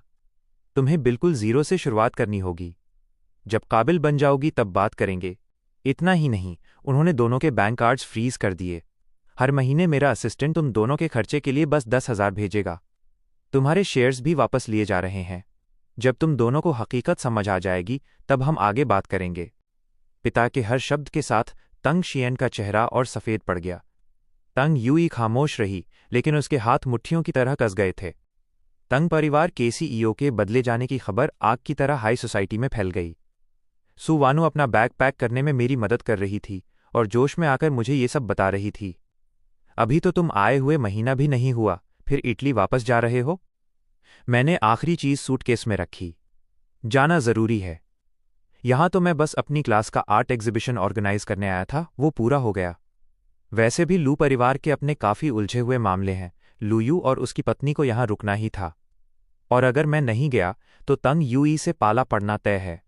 अब तो वो सीईओ भी नहीं रही, उसके पास खाली वक्त बहुत होगा। मुझे उसके साथ और उलझने की जरा भी एनर्जी नहीं है। मैंने सूटकेस बंद किया और उसे दरवाजे के पास रख दिया। सु वानु उत्सुकता से मेरी तरफ मुड़ी। क्या तुम्हें सॉन्ग जिंग याद है? मेरे हाथ रुक गए। सॉन्ग जिंग? कितना अरसा हो गया ये नाम सुने। मुझे बस इतना याद था कि वो अपनी एक्स वाइफ के साथ अमेरिका चला गया था। उसके बाद क्या हुआ, मैंने जानने की जहमत ही नहीं उठाई। सु वानु ने अपना फोन खोलकर मुझे दिखाया। अमेरिका की एक एंटरटेनमेंट न्यूज़ थी। सॉन्ग जिंग अब अपाहिज हो चुका था। मेरी आंखें फटी की फटी रह गईं। खबर पढ़कर समझ आया कि अमेरिका जाने के बाद उसकी जिंदगी नर्क बन गई थी। उसकी एक्स वाइफ ने तो उसे बचाने की कोशिश की, लेकिन उसके परिवार को सॉन्ग जिंग का बर्ताव बिल्कुल पसंद नहीं था। चारों तरफ से आलोचनाओं के बीच सॉन्ग जिंग अब पूरी तरह टूट चुका था। सॉन्ग जिंग सीढ़ियों से गिरकर घायल हो गया और उसी वक्त उसके अफेयर की अफवाहें भी आग की तरह फैल गईं। तनाव और बढ़ गया, दोनों के बीच फिर झगड़े होने लगे। उसके बाद क्या हुआ हमें नहीं पता। सु वानु ने फोन रख दिया। लू और सु परिवार के बीच काम का वास्ता था, तो सॉन्ग जिंग को पता चल गया कि सु वानु मेरी भाभी लगती है। उसने उससे कहा कि वो मुझसे उसकी माफ़ी मांग ले। उसकी बात सुनकर मैं चुप रहा। सच तो ये है कि मेरा और सॉन्ग जिंग का कोई लेना देना नहीं होना चाहिए था। जब मेरी शादी तंग यूई से हुई, सॉन्ग जिंग पहले से ही शादीशुदा था और विदेश में था। अगर तंग यूई हमेशा मुझमें और सॉन्ग जिंग में डोलती न रहती तो हम कभी इस हाल तक नहीं पहुंचते। अंत में ये सब तंग यूई की ही गलती थी। मेरे इटली लौटने की खबर सुनकर दोस्तों ने एक प्राइवेट पार्टी रखी। शराब की बोतलें खाली होती गईं, लेकिन मन नहीं भरा। फिर हम क्लब चले गए। सुवानु परेशान न हो इसलिए मैं वहीं से निकल गया। दोस्तों को अलविदा कहकर मैं सड़क पर टैक्सी का इंतजार कर रहा था कि अचानक एक कार मेरे पास आकर रुकी। जियांग चेन, कार में बैठो। सामने तंग यूई थी। मैंने अनचाहे में ही सिर हिलाया और पीछे कदम खींच लिए, पर वो टस से मस होने को तैयार नहीं थी। पीछे से दूसरी गाड़ियां हॉर्न बजा रही थीं, सो मजबूरी में मुझे पिछली सीट पर बैठना पड़ा। तंग यूई मुस्कुराई लेकिन कुछ बोली नहीं। कार खामोशी से चलती रही, यहां तक कि मेरे घर के बाहर आकर रुक गई। मैं उसे थैंक यू कहकर उतरने ही वाला था कि उसने आवाज दी, जियांग चेन। मेरा हाथ दरवाजे के हैंडल पर अटक गया। मैंने उस औरत को देखा जो शायद किसी उम्मीद में बैठी थी। जियांग चेन, अगर वो एहसान का बोझ ना होता और सॉन्गजिंग ना होता तो क्या हम साथ हो सकते थे? मुझे उसकी बात पर हंसी आ गई। मैंने सीधे कहा, तुमने इतने सालों तक सॉन्गजिंग को दिल में रखा तो हमारे बीच वैसे भी कुछ नहीं हो सकता था। रियर व्यू मिरर में मैंने देखा, उसके चेहरे पर सन्नाटा पसर गया था। मैंने अपनी बात जारी रखी, और इन बातों को छोड़ भी दें तो भी हम साथ नहीं रह सकते थे। एक पत्नी के तौर पर तुमने मुझे कभी नहीं समझा। तुम्हें ये तक नहीं पता था कि मैं क्या पसंद करता हूं, क्या नापसंद। मेरा फ़ोन नंबर तक नहीं पता था तुम्हें। तुमने शुरू से अंत तक मेरी कभी परवाह नहीं की। तुमने मुझे बस एक ऐसी चीज़ समझा जो ज़रूरत पड़ने पर काम आए। इन 5 सालों में मैंने तुम्हारे साथ अच्छा बनने की कोशिश की, इसलिए मेरे जाने पर तुम्हें खल रहा है। पर यह सच्चा प्यार नहीं है। सच्चा प्यार वो होता है जो शुरुआत से अंत तक वफादार रहे, जिसमें एक दूसरे के लिए ईमानदारी हो, एक दूसरे की छोटी छोटी बातें याद रहें, जिसमें साथ बूढ़े होने का पक्का इरादा हो, जो हर मुश्किल में चट्टान बनकर साथ खड़ा रहे, मुझ पर यकीन करे, मेरी रक्षा करे, और जब कोई गलत फहमी हो तो भागने के बजाय मेरी बात सुने और सुलझाए। जब मुश्किलों का वक्त आए तो क्या तुम बिना किसी हिचकिचाहट के मुझे चुन सकती हो? इनमें से एक भी चीज़ तुमने नहीं की। बचपन से लाड़ प्यार में पली उस लड़की को सिर्फ ये लगता था कि दूसरे उससे प्यार करें, पर उसने कभी नहीं सोचा कि उसे दूसरों को प्यार कैसे करना है। अगर तंग यूई को जरा भी ये समझ होती तो वो अपनी शादी को ऐसे दांव पर नहीं लगाती। बार बार विदेश जाकर अपने पहले प्यार को ढूंढना, और जब वो शादीशुदा हो तब भी छुप छुप कर उसे दिलासा देना। इसी वजह से सॉन्गजिंग की जिंदगी में बिना वजह की कड़वाहट पैदा हुई। मुझे उसके रिएक्शन की कोई परवाह नहीं थी। मैं बस कहता गया, अगर उस एहसान का बोझ नहीं होता तो हम कभी मिलते ही नहीं। मेरी अपनी एक अलग जिंदगी होती। तंग यूई बेजान नजरों से मुझे देख रही थी। उसके गले में जैसे कोई कड़वी गांठ सी बन गई थी। उसने होंठ हिलाए जैसे कुछ कहना चाहती हो, लेकिन कुछ नहीं बोली। बस चुपचाप मुझे कार से उतरते हुए देखती रही। मैं हवेली के अंदर जाने ही वाला था कि अचानक तेज रोशनी मेरी आंखों पर पड़ी। मैंने खुद को बचाने के लिए हाथ उठाया ही था कि तभी टायरों के घिसने की तीखी आवाज आई और तंग यूई की घबराई हुई चीख सुनाई दी, जियांग चेन। उस एक्सीडेंट की गुनहगार तंग शियन थी। नफरत में अंधी होकर उसे लगा कि ये सब मेरी वजह से हो रहा है। उसने बॉडीगार्ड्स को धक्का दिया और अपनी कार सीधे मेरी तरफ दौड़ाई। तभी फुर्ती से तंग यूई ने मुझे धक्का देकर एक तरफ कर दिया। मुझे तो बस खरोंचें आईं, पर तंग शियन ने कार की रेस दबाए रखी थी। तंग यूई के दोनों पैर पैरालाइज हो गए और वो 1 महीने से ज्यादा समय तक आईसीयू में पड़ी रही। ये खबर सुनकर पिता तंग ने तंग शियन को सीधे जेल भिजवा दिया। वो कब बाहर आएगी कोई नहीं जानता। अस्पताल में मैं तंग यूई से मिलने गया। आखिरकार उसने अपनी जान जोखिम में डालकर मुझे बचाया था। सांस लेने वाली ट्यूबों से ढकी उस लड़की को देखकर मेरी आंखों में एक अजीब सा दर्द था। उस दिन कार में मैंने जो कहा था वो शायद उसने समझ लिया था, पर मेरे लिए बहुत देर हो चुकी थी। बहुत देर। तंग यूई ने जो किया वो बस एक पुरानी गलती की भरपाई जैसा था। कुछ देर उसे देखकर मैं उठ गया। उसके एक्सीडेंट की वजह से मेरा इटली वापस जाने का प्लान टल गया। महीनों में लू परिवार के घर रिकवरी के लिए रुका रहा। एक सुबह खबर आई कि तंग यूई को होश आ गया है। जब उसे पता चला कि तंग शियन ने उसे टक्कर मारी और वो अब चल नहीं सकती, तो उसने कोई रिएक्शन नहीं दिया। वो एकदम शांत थी। आज मैं अपना सामान फिर से पैक कर रहा था, तभी दराज में मुझे एक अंगूठी मिली। ये वही अंगूठी थी जो सालों पहले मुझे समुद्र में कूदे वक्त मिली थी। इसी अंगूठी से तंग यूई ने मुझे 5 साल पहले प्रपोज किया था। सही देखभाल न होने की वजह से उसका डायमंड निकल चुका था और वो अंगूठी भी अब टूट सी गई थी। मैंने उस अंगूठी को देर तक सहलाया। कार में तंग यूई ने जो सवाल किया था, शायद यही अंगूठी उसका सबसे सटीक जवाब थी। शादी के उन 5 सालों में सारी कोशिशें सिर्फ मेरी तरफ से थीं। उसने तो बस मेरे प्यार के फल चखे, कभी खुद उस रिश्ते को सींचा ही नहीं। हमारी शादी बिल्कुल इस अंगूठी की तरह हो गई थी, जंग खाकर जर्जर। बाहर की बातों से कोई फर्क नहीं पड़ता, अगर उसकी तरफ से कोई कोशिश नहीं होती तो ये रिश्ता कभी अपनी मंजिल तक नहीं पहुंच पाता। मैंने अंगूठी को एक बॉक्स में रखा और बटलर से कहा कि इसे तंग यूई को दे आए। अंगूठी देखकर तंग यूई खोई खोई सी रही। उसकी यादों में ऐसा कोई पल नहीं था जब उसने मुझे कोई तोहफा दिया हो। यहां तक कि वो छोटी सी अंगूठी भी उसने सोंगजिंग को दे दी थी। उसके साथ आई उसकी एक सहेली ने अंगूठी देखते ही हैरान होकर कहा, अरे, ये तो वही अंगूठी है जो हमने उस शर्त के दौरान समुद्र में फेंकी थी। तंग यूई ने कांपते हाथों से अंगूठी को देखा और उसे वो दिन याद आ गया। तब एक शर्त लगी थी कि जो कोई भी अपने बॉयफ्रेंड के साथ जाकर अंगूठी ढूंढ लाएगा, शहर के उत्तर वाली जमीन उसकी हो जाएगी। शर्त तो बस खेल थी, पर वो सब काफी संजीदा थे। उन्होंने धागे में बांधकर उसे समुद्र में फेंका था, लेकिन किसी की हिम्मत नहीं हुई कि वो समुद्र में कूदे, सिवाय मेरे। मैंने शांत चेहरे से शर्त रखने वाले से पूछा, क्या शर्त पक्की है? जब उन्होंने हाँ में सिर हिलाया और कागजातों पर अंगूठा लग गया तो मैं बिना झिझके समुद्र में कूद गया। लहरों में मुझे गायब होते देख तंग यूई के हाथ कांप गए थे, उसका चेहरा सफ़ेद पड़ गया था। पहली बार उसके दिल में ऐसा डर पैदा हुआ था। उस पल उसे लगा था कि काश वो भी मेरे साथ कूद जाती। कुछ देर बाद जब मैं समुद्र से बाहर निकला, हाथ में वो अंगूठी थी। उसने मुझे सीने से लगा लिया था। तब उसे डर के साथ साथ एक अजीब सी बेचैनी महसूस हुई थी। शायद ये डर था कि मैं कहीं खो न जाऊं। आज उसे समझ आया कि वो भावना मोहब्बत थी। जिस पल मैं समुद्र में कूदा था, उसी वक्त उसे मुझसे प्यार हो गया था। अब पछतावे की लहर उसके पूरे जिस्म में दौड़ गई। वो अपना चेहरा छुपाकर फफक फफक कर रोने लगी। बटलर देर रात घर लौटा, साथ में तोहफों से लदी एक गाड़ी थी। मैं समझ नहीं पाया कि ये क्या है। बटलर ने फौरन बताया। मैम ने वो अंगूठी देखी, फिर घंटों रोती रहीं। आखिर में उन्होंने ये सब तैयार करवाया। कह रही थीं कि ये आपके लिए मुआवजा है। मैंने उन तोहफों के ढेर को देखा और फिर एक एक करके उन्हें खोलना शुरू किया। तभी मुझे एहसास हुआ कि उन मुआवजों में मेरे पहले साल से लेकर 18वें साल तक के वो सारे तोहफे शामिल थे जो कभी मिले ही नहीं। इतना ही नहीं, उन 5 सालों की शादी में आने वाले हर जन्मदिन, एनिवर्सरी, नया साल और वैलेंटाइन डे के लिए भी उसने तोहफे तैयार कर रखे थे।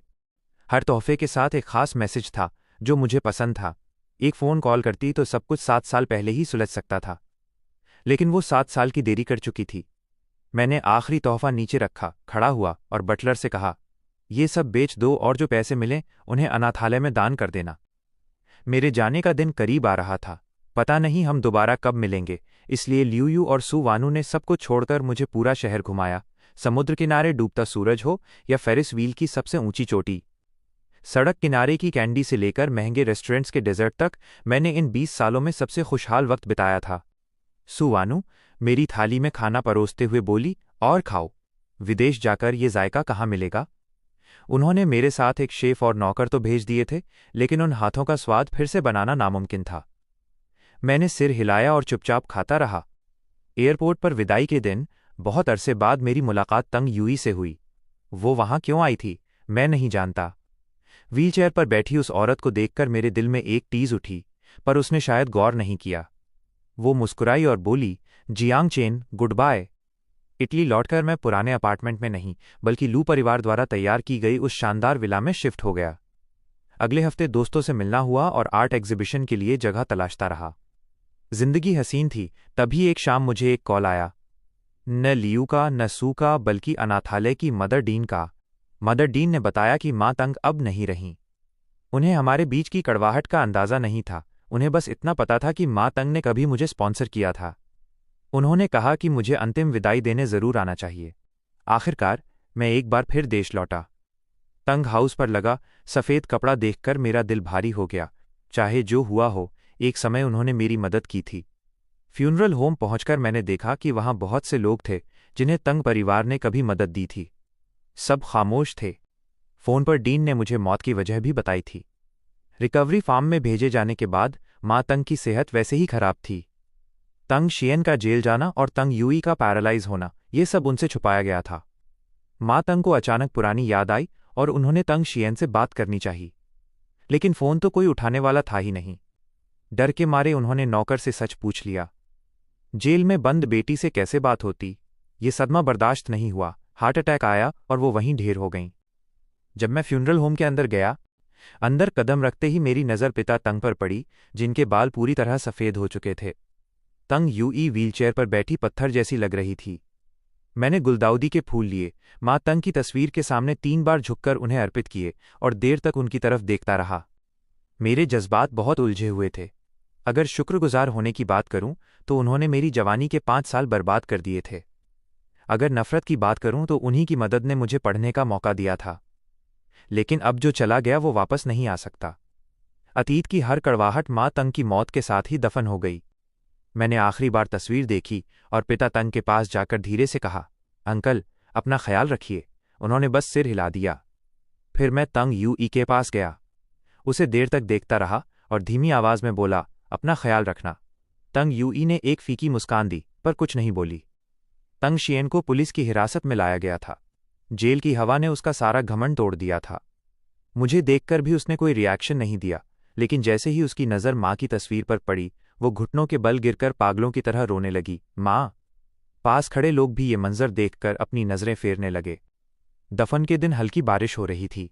दूसरे खानदानों के लोग भी श्रद्धांजलि देने आए थे। उसी दिन लियू और सू वानू को पता चला कि मैं छुपकर वापस आया हूं। मैंने उन्हें सब समझा दिया। सू वानू ने मुझे गले से लगा लिया। अगर उन्होंने तुम्हें दोबारा जबरदस्ती रोकी तो हम उन्हें नहीं छोड़ेंगे। कब्रिस्तान में हम एक ही छाते के नीचे खड़े थे। माँ तंग का ताबूत धीरे धीरे मिट्टी में जा रहा था। पास ही तंग शियन रोते रोते बेहोश होने वाली थी। जब सब लोग जाने लगे तो सू वानू और मैं सबसे पीछे चल रहे थे। तभी पीछे से आवाज आई, जियांग चेन। मुड़कर देखा तो तंग यूई बारिश में पूरी तरह भीग चुकी थी। वो मेरी तरफ देखते हुए बोली, क्या तुम मेरे साथ थोड़ी दूर चल सकते हो? सू वानू ने फिक्रमंद होकर मुझे देखा, पर मेरे एक इशारे पर वो चुप हो गई। मैंने छाता तंग यूई की तरफ किया और उसके साथ चलने लगा। तंग परिवार का बटलर व्हीलचेयर को धक्का देते हुए हमारे पीछे था। अचानक तंग यूई रुकी। जियांग चेन, अब मेरा कोई घर नहीं बचा। बटलर भी रुक गया। मैंने उसकी तरफ देखा। माँ मर चुकी थी, बहन जेल में थी, वो खुद अपाहिज हो चुकी थी। पिता तंग का ध्यान तो बस नए वारिस को तैयार करने में था। घर तो वो कभी आते ही नहीं थे। फ्यूनरल से भी सबसे पहले वही निकले थे। मैं कुछ कहना चाहता था, पर समझ नहीं आया कि क्या बोलूं। आखिर कहा भी क्या जा सकता था? जिस तरह उन्होंने मेरे साथ इतने सालों तक बर्ताव किया था, क्या ये सब वैसा ही नहीं था? शायद ये ख्याल आते ही तंग यूई कड़वाहट के साथ हंस पड़ी। काश हम सब कुछ फिर से शुरू कर पाते। तब मैं तुम्हें पूरे दिल से प्यार कर पाती। आज हम इस हाल में नहीं होते। नहीं, मुझे जिंदगी भर अकेला रहना पड़ता। लेकिन अफसोस, दुनिया में पछतावे की कोई दवा नहीं है। तंग यूई, बारिश की आवाज ने बाहर के सारे शोर को हमसे अलग कर दिया था। उसने पहली बार मेरी कही हर बात साफ साफ सुनी। जिंदगी हमें दोबारा मौका नहीं देती। हमें बस आगे बढ़ना होता है। चाहे तुम हो या मैं, हम सबको बस आगे बढ़ते रहना होगा। हमारे पास फिर से शुरुआत करने का कोई मौका नहीं है। तलाक के बाद ये तीसरा साल था। पहली बार हम दोनों के बीच कोई नफरत नहीं थी। हम सुकून से बात कर पा रहे थे। जब हम दोबारा मिले थे तब मैंने उससे कहा था कि चलो शांति से अलग हो जाते हैं। उस वक्त तो वो बस मुझे दोबारा पाने की सोच रही थी। उसे मेरे उस आखिरी अलविदा का मतलब ही समझ नहीं आया था। अचानक बारिश रुक गई। मैंने छाता बंद किया और गेट की तरफ बढ़ गया। अब दोबारा मत मिलना। मेरी परछाई धीरे धीरे उसकी नज़रों से ओझल हो गई। Good bye, Jiang Chen. दोस्तों, ये लव स्टोरी यहीं पर खत्म होती है, लेकिन हम सबकी ये उम्मीद और विश तो रहेगी ही कि ये दोनों किसी न किसी मोड़ पर फिर से मिलें और एक साथ आ जाएं। इसी के साथ ये कहानी यहीं खत्म होती है और हम भी यही चाहेंगे कि ये दोनों फिर से एक हो जाएं। इसी के साथ मैं आपका दोस्त और एक्सप्लेनर आपसे विदा लेता हूं। मिलते हैं अगली कहानी में।